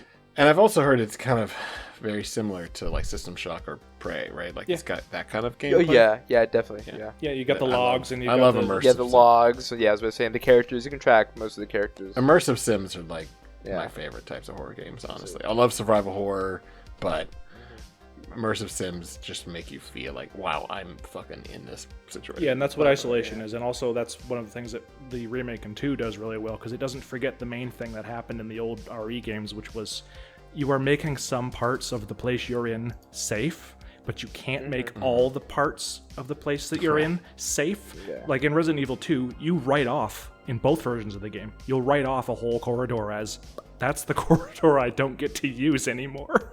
And isolation is like that too. It's like, where is it even remotely safe for me to go right now? Yeah. I have to say, maybe not everyone likes them, but the usage of the boards in RE2 make really made me a little bit more relaxed about hallways with broken windows. Oh yeah. Oh, the boards on the windows? The windows? Oh yeah, I agree. I was like, it's not like, because they don't give you a lot of them, so it's not like it's overpowered, but like every time I got one, I was like, I know exactly where I'm going. Yeah, and that's part of what I was talking about, the route choosing thing, is you can't block up all the hallways, and if you try to block up a few of them, you can't like, well, I'll put up one block here and I'll put one here. Well, then there's still going to be an open window. Honestly, I felt that board mechanic in RE2 was like the natural extension of that one wire item in RE2. Yes. Where you can fix one of the shorted hallways, but you can only do one, and it only lasts for the A scenario. And then the B scenario it shorts out. Yeah. Yep. Yeah, that's true. The mechanics of horror. Yeah. Well, speaking of mechanics, Prey 2017 is my favorite game of all time. It's on sale right now, isn't it? Sorry, what was that, Jackal? It's almost always on sale. Oh, it's on sale a lot because it didn't do well because gamers are crap. Yeah, I don't know what I have. Every time it comes up in any like conversation online, I'm like, you need to play this, and then people are like, I don't know, I've heard you're wrong. It has almost the no only flaws. It's so good. Yeah, it's great. I still need to play it. I'll be honest. There are some flaws. The last act is pretty questionable. I don't mind it. I don't mind it. It has a few technical problems. It has one hilarious technical problem where after I've saved and I reload a save, I can now activate containers from all the way across the station and hear them clunking like they're right next to me. Oh, God. And because you can only go through Bethesda to get bugs fixed, that bug will never be fixed. But it is the most immersive, amazing location-based horror game I've ever played. I know everybody. It's the best location in any game. I know every department on Talos Station. I know even though most of those people are dead and you never speak to them, you understand them as characters from reading notes, from looking at their bedrooms, from checking out their workstations. And some of them are alive. And some of them are alive. Yeah. The first, and I don't even mean the opening because everyone talks about the opening, and I'm not going to spoil it. Yeah, we're not going to spoil all the different ways that Prey's clever. Yeah, but it's incredible. The opening's incredible, but it's right after the opening when the game finally starts opening up, and you suddenly realize you're in this situation that's just goddamn impossible because you have a shitty little pistol and a glue gun. It's so fucking hard at the beginning, and then at some point you get like a shotgun and you get like cool other weapons and stuff like that. But there are different like hurdles where it gets harder, like when the robots show up or whatever. That's very System Shock, I bet, at the opening. But in general, the first like 20 minutes or so before you find your office, and then you finally get access to using the whatever the thing, I forget what it's called, where you make ammunition. The crafting, essentially, but yeah. The crafting, or something. I don't know. It's just like, I get all this stuff, and like, what am I supposed to do with it? And then all of a sudden you realize, oh, you mean all the shit I can pick up, I can like turn into base materials, and I can make other shit with it?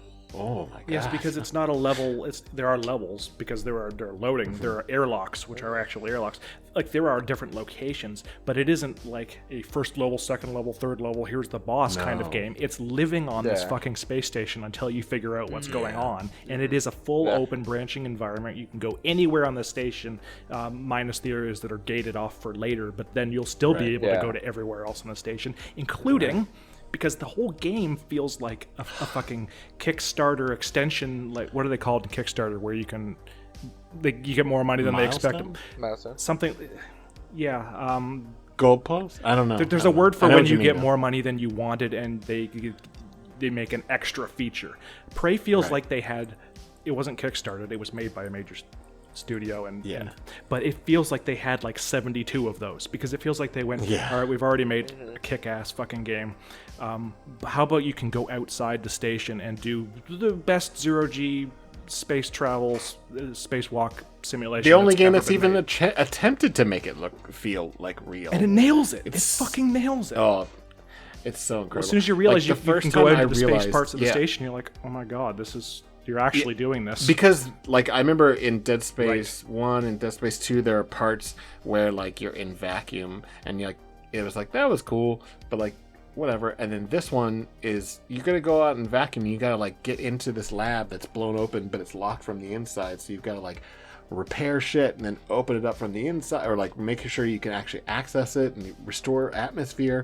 And at first I was like, okay, so this is like a little pre-scripted thing, and then I just happened to be like, what's that in the distance? And it's like, oh, there was a shuttle that was leaving and then got infected, and then all the people died, and it's in orbit around the station, and you can just fly up to it and then have a weird spooky time. Yes, the moment when you realize you can jet away from the station a sizable distance and then look back, and the entire game is physically present there in front of you, and you can fly around to every exterior section of the entire space station and look at it, and it maps directly to the interior locations you can visit on the inside of the station. It's like, this is the best space game ever made. There's a couple of spots where it actually doesn't match up, but in general, yes, it is like actually a three-dimensional object. And the coolest part is that there are many, many airlocks, and they're all locked from the inside. So when you first get access to the first airlock, you can't just jet around to a different part of the station. But eventually, once you've gone to all these different sections, and you have to return to these sections multiple times in different scenarios. And they change. And they change because of the scenario, maybe an explosion happened, maybe something hit the station, whatever. And the station's falling apart left and right. And then all of a sudden you realize, well, I could go through that area, but it's infested with monsters, because, there's also monsters. Or I could go outside and just literally loop around the entire station and enter the airlock, because I unlocked it, 2 hours ago. Inside is haunted. And it's just like, holy fucking shit, this is incredible. The first time you realize that there are aliens on the outside was a pretty big scare for me too, because they're not all over the place. And it takes a second to realize that they're coming for you, because there's no sound outside. And that's another thing, is that for the first time ever, there was a space game where when you were outside there was no sound. You can hear the muted sound of your gun firing through because you're holding it, so you can just hear the vibration. You're oh my god. All of a sudden, the glue gun is the most... I mean, the glue gun's amazing in general, but the glue gun in space is, like, so incredible, because shit's got, like, momentum. So if something's coming at you and you hit it with the glue gun, it'll go flying off in a different direction. I'm like, bye! I love that game. I love everything about that game. I love the script, the acting, the visuals, the gameplay. That game and Dying Light fucking ruined first-person shooting games for me, because none of them have motion that's as good as those two games have. I know, and people are constantly complaining about the shooting in Prey, Bullshit. and I don't understand. I don't know what to talk about. Every weapon is different. Understand. Every weapon is different, has its own use case, and is satisfying. Perfect. It is. That handgun is because I have this thing, and I don't know why it is. I think it started way early on when I played like Halo or something. Like, I love handguns in games, but they're almost always the least useful thing. Yeah. And don't get me wrong, it's not super powerful in Prey, but it is never not useful. You always want that handgun on you, because it is super useful against certain enemies. And you can, like, upgrade it to the point where it's almost a fucking machine gun. Like, as fast as you can pull that trigger, that gun's going to fire. It's incredible. Because there's tons of RPG elements in the game as well, which is another one of those things that feels like a stretch goal. Thanks, everybody. That's the term I was looking for. That is the term. Yeah, that's right.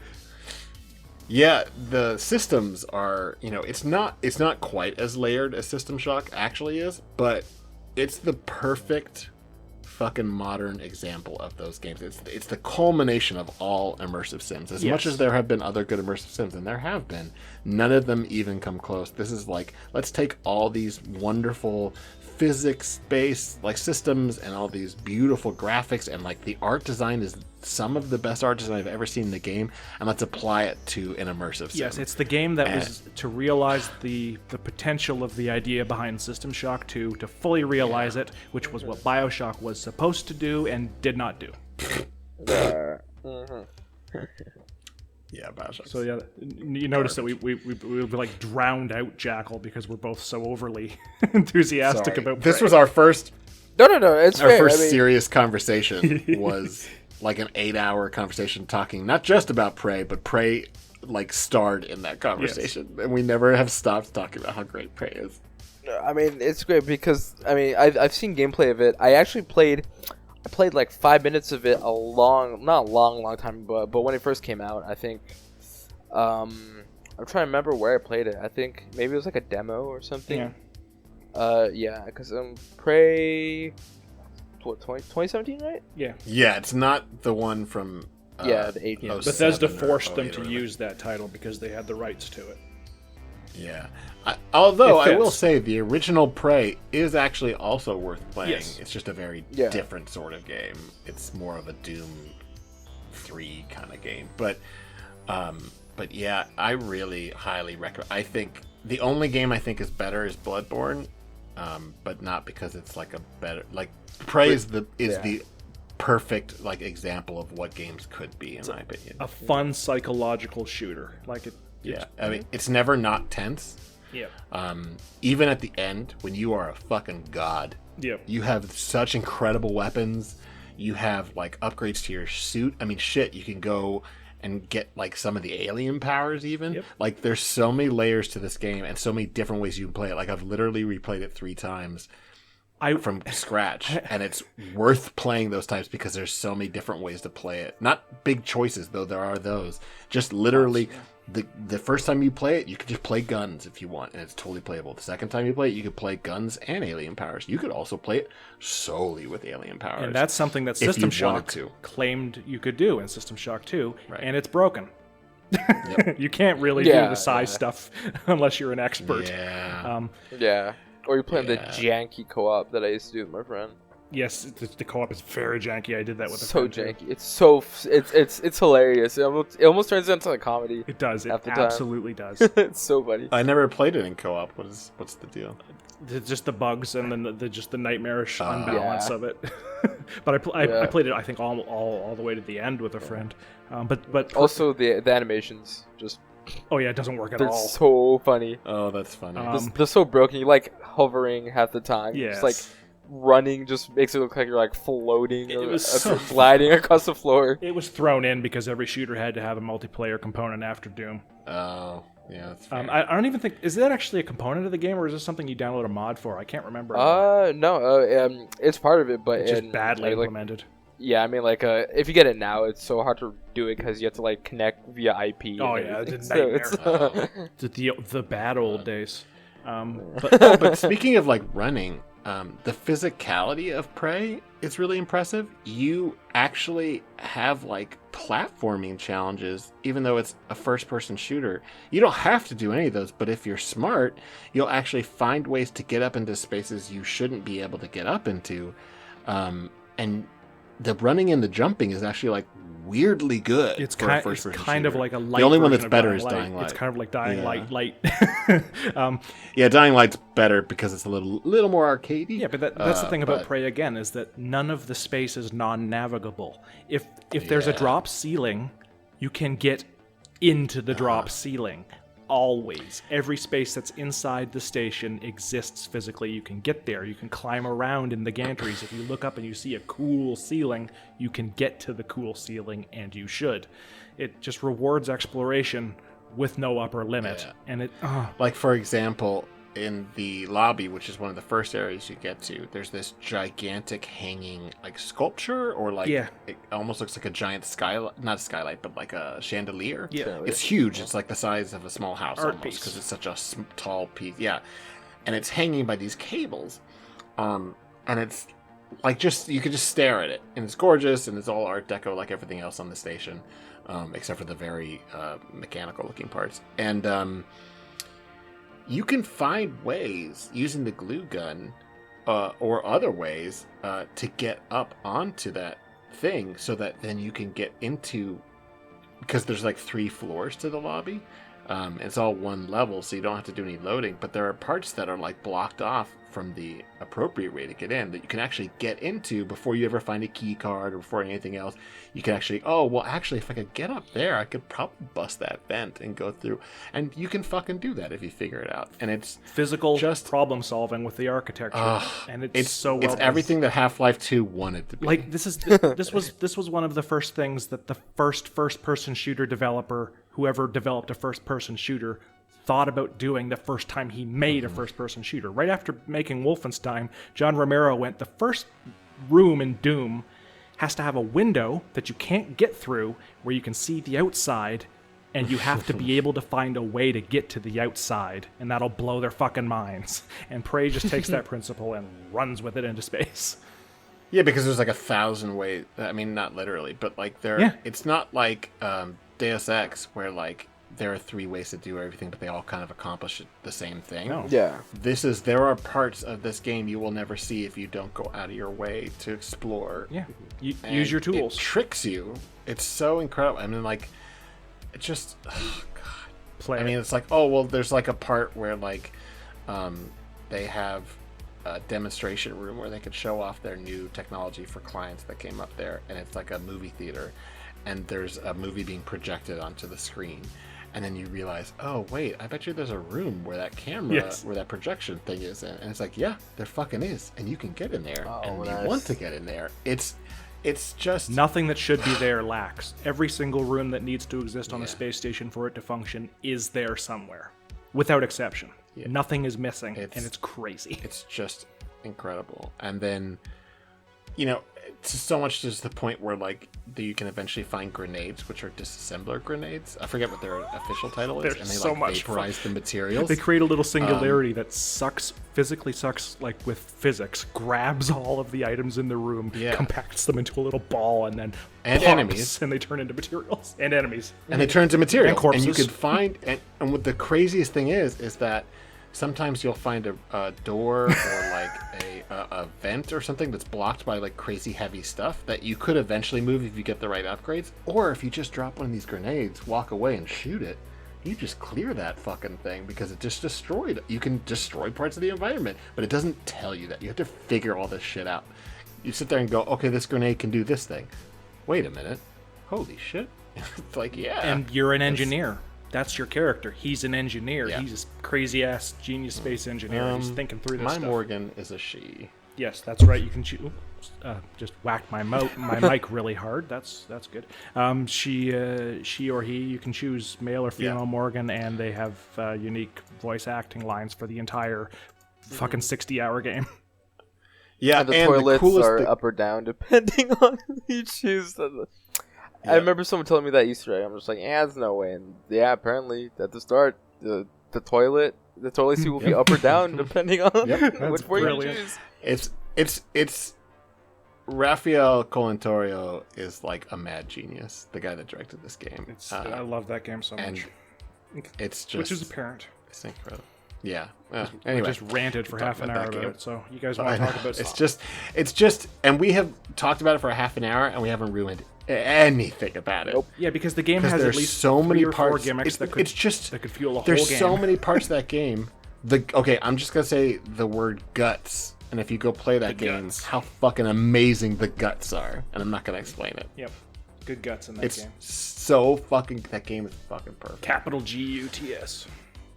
Yeah. All right, we could talk about this forever. Anyway. So maybe I haven't played. Let's switch. Either of these. I have started to play Metro, but I haven't played these two. So you guys will be running this conversation. Have you guys, Jackal? Have you played Subnautica? By proxy, my friend has it, and Subnautica by proxy sounds like a disease. So Subnautica in some ways is very similar to The Forest. It's also a survival game. It's also a survival game with a strong narrative component, as opposed to like Minecraft. And it's about a person who's on a fairly large spaceship that's flying through space, obviously, and there's a huge emergency where you very quickly have to get into an escape pod, and as you get into the escape pod, you see your ship blown up, and you land on this planet, luckily. and the planet is entirely an ocean planet. Unluckily. That's right. So you are in your pod that is now, submerged, 20 feet under the ocean. And you swim up to the surface and you see the wreckage of the giant ship because it fell through, but it's so big that it didn't burn up in the atmosphere. And it's so big that it's actually sticking up out of the ocean. And then you realize, you look around. There's no islands. There's no ground. There's nothing. All there is ocean. And so you have to figure out how to survive in this completely submerged environment. At first, only in your escape pod, which luckily escape pod, you can always breathe in there. Like you don't ever run out of air in the escape pod. And at first, it's just you can only have like your spacesuit has like 20 seconds of air before you have to hit the oxygen, either swim up to the surface or go back into your escape pod. And all the while, you're having to figure out what am I going to eat? What am I going to drink? On a planet full of salt water, how the fuck do I get water? And there's all these brilliant ways, like there are fish that are naturally a filtration because of the way that they've evolved. And so you can grab those fish and you could eat them, but you could also use your, crafting table, whatever, to use them to filter the salt water. And so you can make these little plastic bottles of water. Or, you could find fish and you could cook the fish or you could salt the fish. And at first it's just, let me grab a bunch of shit and survive through the next 20 minutes. And it's got a day and night cycle. Mm-hmm. And holy shit, does it get dark underwater when it's nighttime. It's like pitch black. Yeah. And the reason I'm bringing it up now is because at first it's not very scary, other than it's very tense that you're running out of air and running out of food every 5 seconds. But eventually you're able to, if you gather enough materials and you figure out how to make an underwater base, and you can power it up with solar panels and other shit so that you can breathe in there and make food and everything else. But you're not going to get off the planet that way. So if you want to get off the planet, you have to start investigating ways to make an emergency signal. And you're able to do that fairly early, but that does not go well for anyone involved. And without spoiling it. And you have to figure out slowly but surely how to get deeper and deeper, because there's more and more wreckage. It turns out there were people on this planet from a long time ago that left underwater bases. And the deeper you go, the fucking darker it gets. Doesn't matter what time of day it is. And everything that people are afraid of when they talk about I'm swimming in the ocean, it's just endless water beneath me and there's monsters down there. Yeah, there fucking is. And it's not even a hard game, because most of the time the big monsters will actually let you go unless you keep fucking with them. Mm-hmm. But the first time I saw one of the big, and there are a lot of different kinds of monsters underwater. The first time I saw one of the scary ones, I almost shit myself. It's just so you just suddenly hear through your little, because eventually you can make a little mini sub so you can jet around. Yeah. Or you get a little thing that you can hold in your hands that's a motorized thing that pulls you along fast in the water, because swimming is actually fairly slow. The first time you hear one of those things roar underwater, it's what the fuck was that? Yeah. Because I hadn't seen anything about the game when I played it. Yeah, funny enough, my friend who owned it for a time, he actually had thalassophobia. So every time something would happen, he'd just pause the game and quit and play something else for a good hour and come back to it. Yeah, it's because it is easily one of the scariest games I've ever played, and at the same time one of the most beautiful games I've ever played.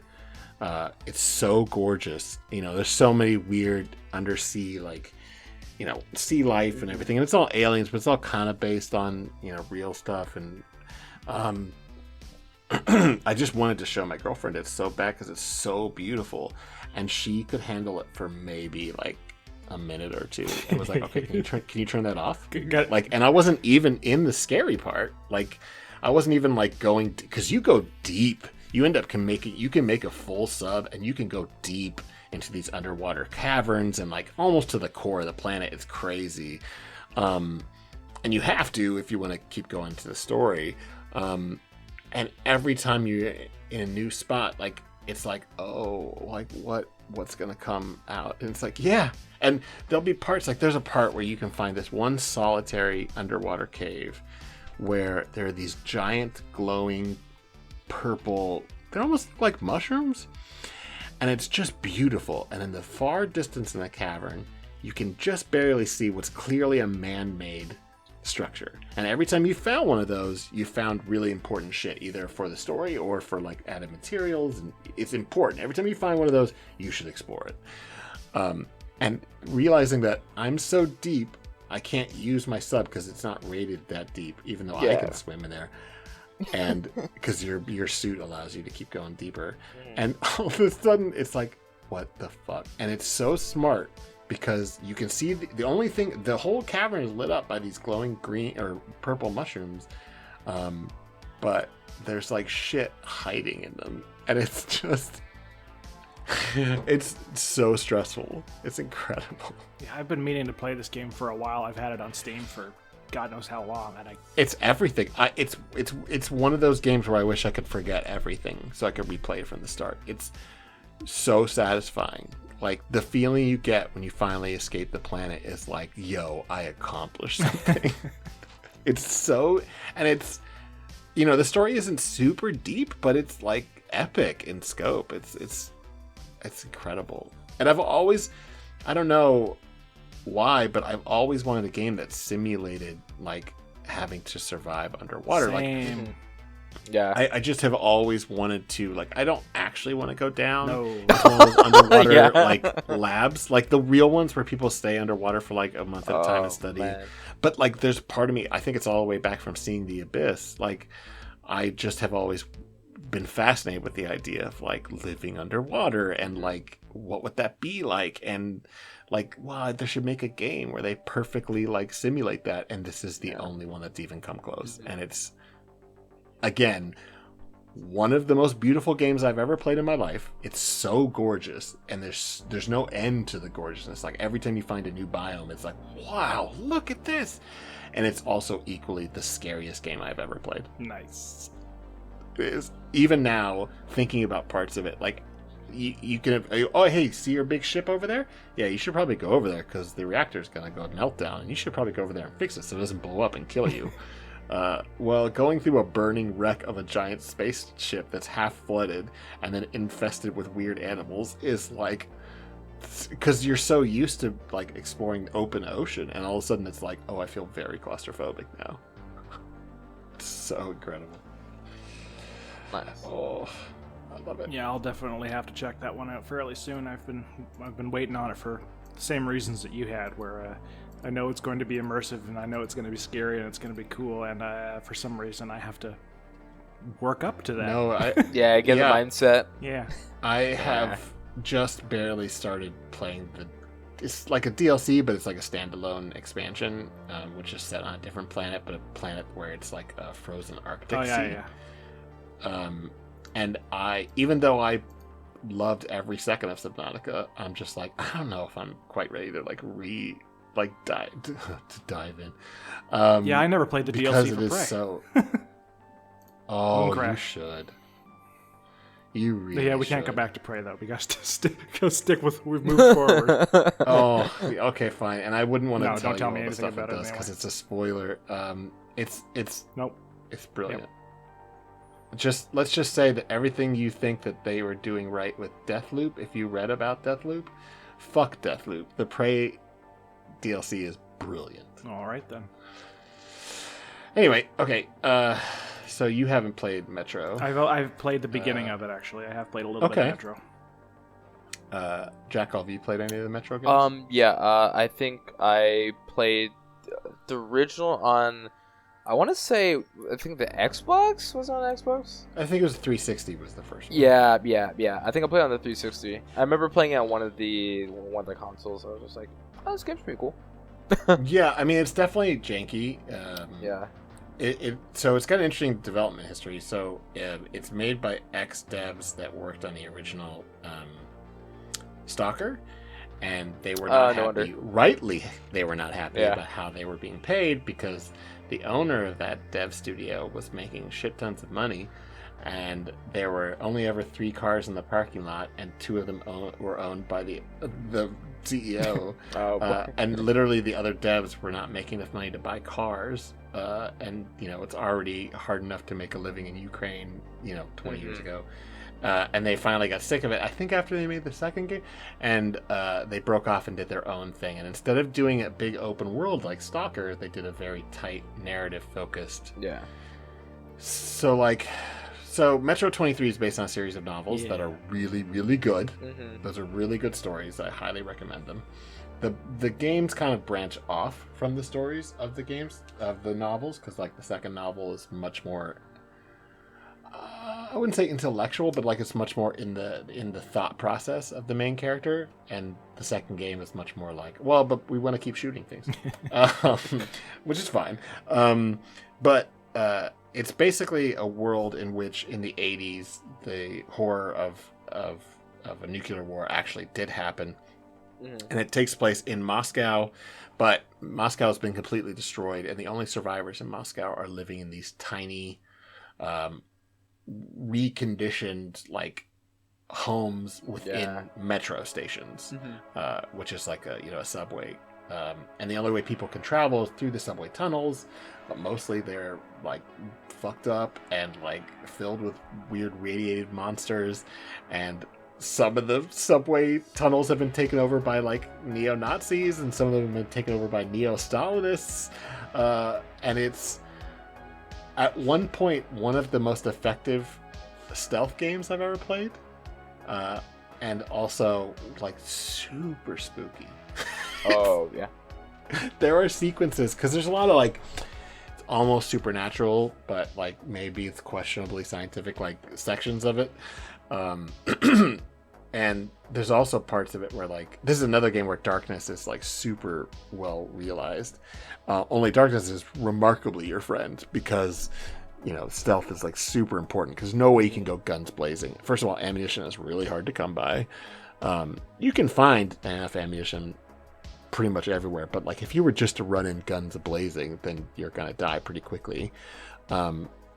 And all the guns that you can get at the beginning are all these shitty guns that people have made in these underground metro stations. They're not like AK-47s. They're like weird, shitty JK-47s. AK. No dust cover, no nothing. Yeah, they're like a shotgun, like they got a shitty double barrel shotgun, but like they're like pipe weapons almost. Yeah, like a pipe gun where like the clip is like literally just an open thing of bent sheet metal. That you it's an actual clip. Yeah, and you can actually like look at the bullets in the thing. You don't have an ammo counter. You just like can see how many bullets you have in it, but it like can jam so easily. It's fucking. Ugh. But it's got some of the like best atmosphere for a horror I was going game to say I played, it was all about the atmosphere and the claustrophobia, the rundown nature of it, and the lived-in nature of the metros. Definitely, yeah. Yeah, because some of the levels are, non-stop action. Like there's all these monsters and you've got to fight them all. And some of the levels are stealth, because you've got to sneak through. There's these bandits, and like there are 20 of them, and are you really gonna? You have a pistol, And some of the levels are like weird abandoned like military bases, or like we can't keep going this tunnel, it's collapsed, we have to go up on the surface. And so now you have to deal with the fact that you're wearing a gas mask. Oh, the filters. Sorry. Yeah, sorry. Filters, but not just the filters. Like, let's say you walk under some dripping water. Well, the water is now sprayed onto your gas mask, and you have to like wipe it off. Or if you got knocked to the ground, maybe your gas mask is cracked, and like, your gas mask might break. You better find somebody else's. Like, it's so fucking stressful. And all the games are really, really excellent. The first 2 are much more tightly focused, like in that they're like these large but contained areas where you have to kind of sneak through or fully explore. The third one they're still contained. It's not like an open world, but each of the areas is they find a train. They get out of the city, and there's these huge open areas that you can then like the same levels apply, and like the immersion is crazy because you want to see your list of objectives. Oh, well, that's on your notepad. Well, you gotta pull out your notepad. Right. You want to look at your map? It's a physical map. You want to look at your compass? It's a physical compass. You want to like charge up your headlamp? You got to pull out this like electric charger thing that looks like a bicycle pump, and you got to pump it and like charge up the fucking battery. It's so fucking incredible. It's just, you just feel like you're in this place. Yeah, definitely. The third one's the one. Yeah. Okay, sorry. I tried to think of the train and then one with Exodus. Artyom's wife, right? Yeah. Yeah. And then like and the way that they get to new areas is you get a certain thing and you gotta like okay, well, we can't go any further on this track, so we gotta and so that's how they gate you. But each of the areas is like pretty unique, and the air has cleaned up outside of the cities a lot better, so there's lots of places where you don't even have to wear a gas mask. But it's like, things aren't much better, guys. Like the outside world has society's coming back, but they're all fucking crazy. And it's not like Left 4 Dead where you're just shooting people left and right. It is a very intellectual shooter like Prey is, where you really got to think, okay, I've got 6 shells for my shotgun. I've got, 15 ball bearings for my pneumatic gun. Like, how am I going to use this? Like, and then you have to like pump up the pneumatic gun before you use it. And it's silent. It's silent though, so and it's armor piercing, so you can like blast some guy's head off. But you can't just like fire it willy nilly. It's just. I mean, Harry, you would really really like it, honestly. Yeah, I think I'll probably have to go back to that one as well. Yeah, I mean, all 3 of them are great, and they only get better because it's pretty clear from the beginning that they were struggling a little bit financially, and there's definitely some jank. In the second one, there's less, and then the third one is just, it's masterful. It's so good. Yeah. I think it's janky in a nice way, though. It's like a... Oh, yeah, totally. It's like Stalker jank, not like a bad game jank. Yeah, it's like Dark Souls jank. Yeah. It's jank and you go, well, that was silly, but it's got such a different feeling. Like, it just doesn't feel kind of like...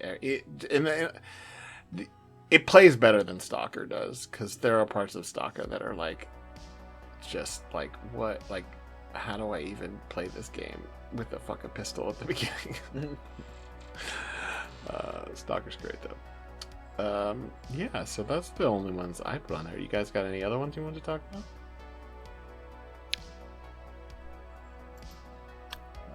Now that I can think of off the top of my head. Okay, I mean, fair enough. I was just waiting to see if Jackal had any. No, I think we covered the ones that I had on my mind for now. Yeah, me too. I will say, you brought up RPG Maker horror games. Yeah. And I had never played. I had seen some of them, but I had never played one of them until a couple years ago. I played Yume Nikki. That's a classic one. And wow, that game! I know that game was made like 15 years ago or something, but it's spooky as fuck. A lot of the indie ones are really good. For yeah. RPG Maker, Lisa? I think. Yeah, Lisa. I think recently there was one called Cat in the Box. I think that was probably one of my favorite RPG Maker horror games in at least I'd say like the last 5 or something years. It was really good. Yeah, it's cool. I've watched a bunch of videos on some of them, but the only ones I played is Yume Nikki and Lisa, and not Lisa the Painful, which is like an RPG and a fucked up one. Anyway. All right, so we got a couple of emails, but I only included one in the outline. So if somebody wants to read Randy's email. Who gets to be somebody? You do? I guess I get to be somebody. Okay. Randy, hello. I haven't been writing any emails for a while now, but it's fine. You don't get to say that unilaterally. Because I still listen to all episodes. We have to weigh in on whether it's fine. They listen to all episodes. That's okay then. The latest 2 episodes were a delight because Are We Cool Yet and Gamers Against Weed are the GOIs that have always piqued my interest. It actually says AWCY and GAW are the GOIs, but I didn't want to say that out loud. Last episode, I said GOW like 5 times. You sure as hell did. BOWs. And this time we were talking. Yeah, this time we were talking about Resident Evil. We didn't say BOWs, Jackal. Yeah. That's true. Bioorganic weapons. Like what? That's Why do I need bio that's and redundant. organic? Anyway, Hive Cell Force HCF. You know why? Because they were like, we can't say bioweapons because that's a real thing. but this is a spooky episode, right? I have a love-hate relationship with horror as a genre. I dislike things that involve gore or body horror, but will absolutely enjoy some psychological horror. I'm sure this episode will get me to read something that I'll enjoy while giving me the spook. Oh, good, Grigori, this is definitely an email for the next episode. Yeah, but we didn't have a lot for this one, so it fits. It fits. And plus, It the questions are fun. Anyway, you talked Hopefully about something. several books. You talked about your book in Japanese. You talked about the Metro books. Those are things for you to read Yeah, and give you the spook. Metro, Parasite you Eve. should read Vampire Hunter D, Parasite Eve, Parasite Eve. There you go. which I think Parasite Eve, there is an English translation now. You can Oh yeah, there is. I just couldn't Yeah. find a paper copy of it. I mean, I had to get an EPUB, but I mean, that perfectly works. There's also a whole series of very entertaining Resident Evil books by S.D. Oh Perry. yeah, the S.D. Perry novelizations. I have. Oh, wow, I I've have not most of read them. those. They're actually a I lot have of fun. Yeah? Yeah, they're They're supposedly dopey. really but good. they're really Yeah. well You know what's good in like horror? Warhammer 40k. Oh, Just Grigori. saying. That'll be a whole episode. sorry. Oh no. Okay, now some questions. 1. On the scale from 1 to 10, how dedicated are you to celebrating Halloween? I'm asking this because it's not really a thing that's celebrated where I'm from. I've only celebrated it once, and it even wasn't on the 31st, LOL. My answer is 0, and I know that's not on your scale, but I'm not celebrating Halloween this year. I'm closing the doors and locking them, and anybody who comes to our house will be studiously ignored. You want to take this, Gregory? Or... No, you go first. Do you celebrate Halloween? Yeah. I'd give it like a 7 or 8. Honestly, I just get together with friends. I mean, we're a little too old to be trick or treating now, so we just like dress up, hang out, like we'll. I think that's the only reason why it's cool to be around kids, because I mostly don't really enjoy children. I probably will never have children of my own. But get the around hell out of Halloween here, time, kids. if I have friends that have kids and they're like, "Do you want to come with us trick or treating?" I sure do. yeah, definitely. Like even if I don't dress up, I'm like, "That's so much fun." Yeah, the one thing they can be excited about that's not irritating. It's a good point. That's right. Yeah, I'm a huge Halloween guy. Have always been. It's the one cheesy holiday that like I never get sick of. Like even the stupid like, oh look, it's just skeletons somebody put up on their outside, and I'm immediately smiling. Like I like love everything about. Like I just went to go. I put a bunch of pictures on Twitter about it. I went to an event that was just a bunch of like custom made jack-o'-lanterns. Oh wow. And some of them were like amazing, and the whole place was in this like arboretum, so it's all just like wild trees and like this beautiful like kind of garden area, and they had all these crazy lights lighting up the trees from the bottom, like red and green and orange and whatever, and it's like, wow, this makes the feel like a pretty spooky forest. Which I just love shit like that.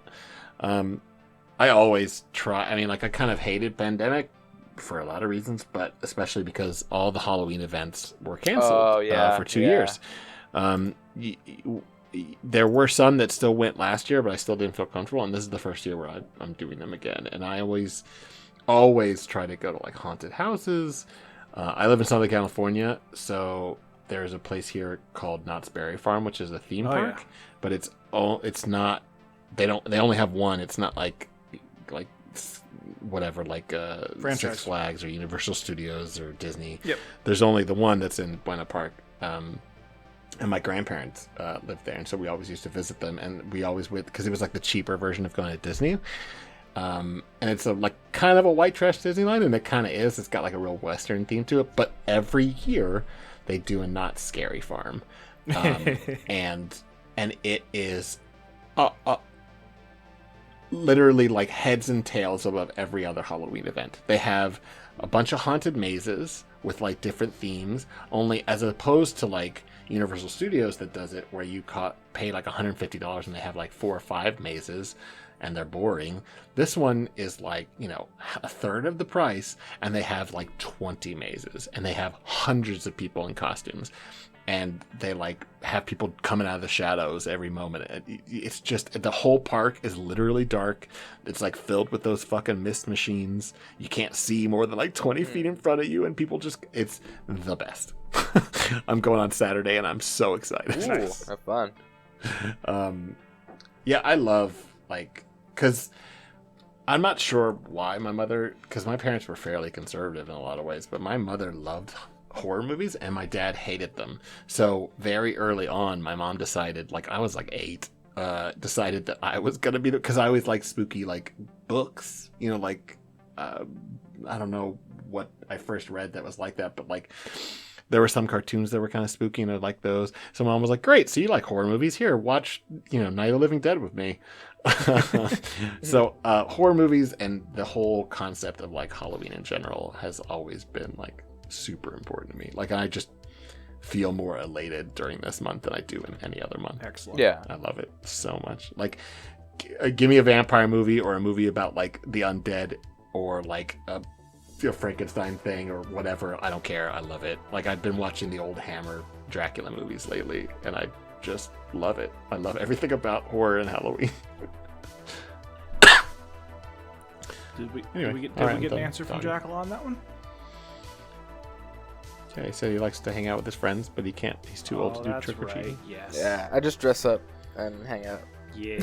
What are you dressing? Are you dressing up this year? Oh, I would, but like it's so I didn't even pick that costume yet. I'm so late. Yeah, I've me been either. talking to my friend about it, and like we're both still trying to figure out what costumes or what we're even doing. It's just like what. It's hard. I feel like the older you get, the harder it is, because like not only is it like, you know, you gotta actually spend your own money, not your parents' money, but also like just the time and effort involved. When it's like, hey, I work. I usually put on a giant, moldering, falling apart black rubber Darth Vader mask that I had from a costume when I was a kid. When I hand out candy, we're just not doing that this year because, you know, pandemic stuff. But usually I just put that on over my regular clothes and just go as incredibly lame Darth Vader. Oh my god, this kind of reminds me. So there's I have a genuine. I've lived, especially once I started law school and then moved since then a few times. I've been in fairly small places. Even now, like, I have so much school debt that like I'm still living with like roommates and stuff.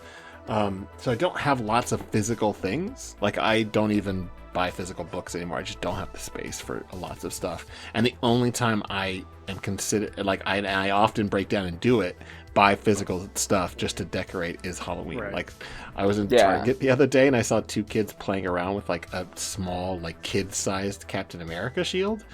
And like, I actually walked up to them and was like, where'd you get that? And then I bought a little Captain America shield that's supposed to go for like an 8-year-old's costume, and I hung it up on the wall. And like, I bought a skull the other day that was like, I forget where it was. And it was just like some Halloween decoration. Yeah, and I'm just gonna literally have the skull out. It'll just be on my bookshelf forever now. I don't care. Halloween's all the time. It's always Halloween. There was a second question. Yes. If you were to be exposed to only one subgenre of horror for the rest of your life, what would it be and why? And the answer I'm going to give is not necessarily the one I enjoy the most. It's just the one that covers the most things that I have enjoyed and I wouldn't want to not have. And I'll just say zombies. Because as overplayed and overdone as zombies are, I couldn't do without my zombie games. Yeah. Apocalypse horror is definitely my favorite. That's so funny. I'm so sick of zombie movies. They used to be my favorite, and I hate them so much now. But I could never live without zombie games. Absolutely agreed. Yeah. There's just so, and like, it started with Resident Evil, but like, there's been so many fantastic ones. Yep. Again, like, God, everything Dying I Light. said about Prey, like, Dying Light Room is in Hell. right up there.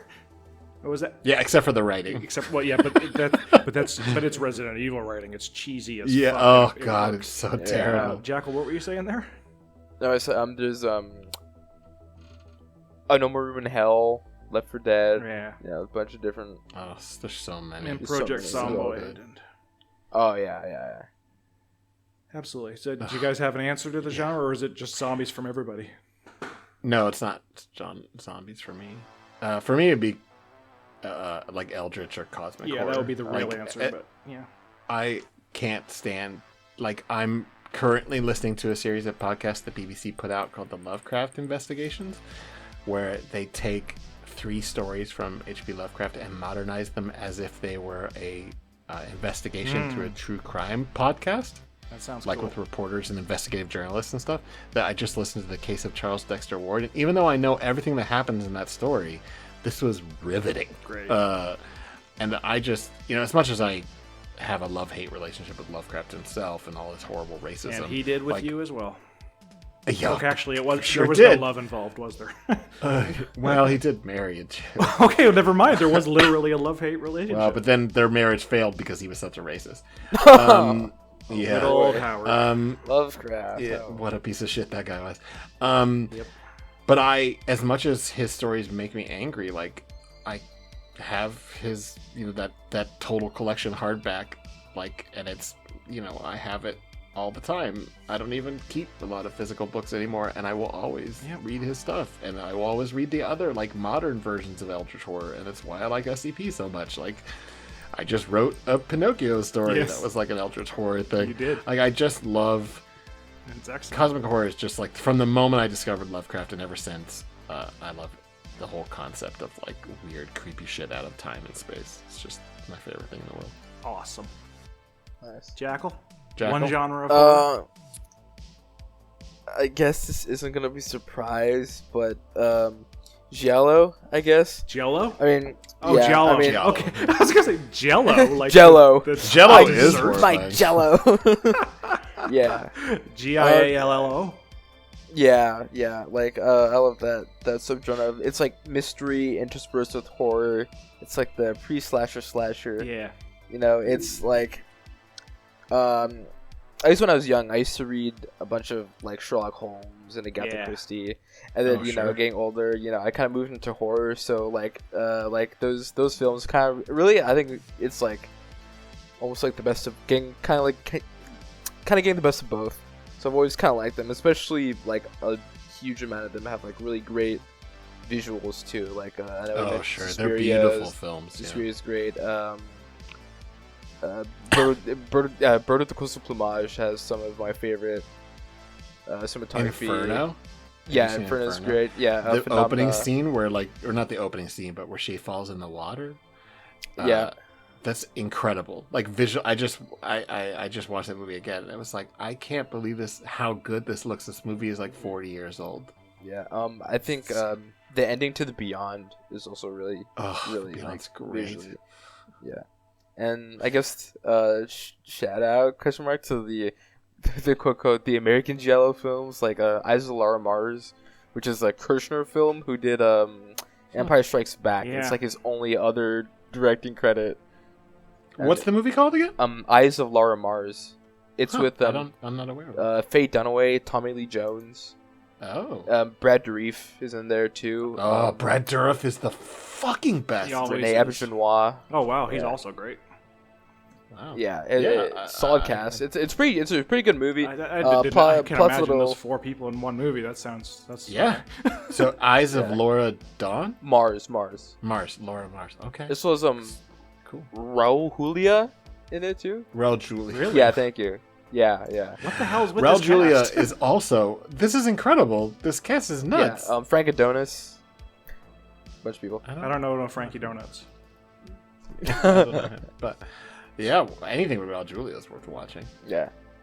I still will not. If only I don't just care for Raul what Julia. anyone says. Yeah, I mean, Street Fighter Yeah. the movie is a terrible Oh, movie, Change but I the watch channel. it all the time because he's incredible. The game over. Of course. Yeah, and my other personal favorite, I guess, would be Blowout. Blowout's really great. I'm not familiar with that either. Blowout? It's so good. It's John Travolta and Nancy Allen. It's directed by Brian De Palma.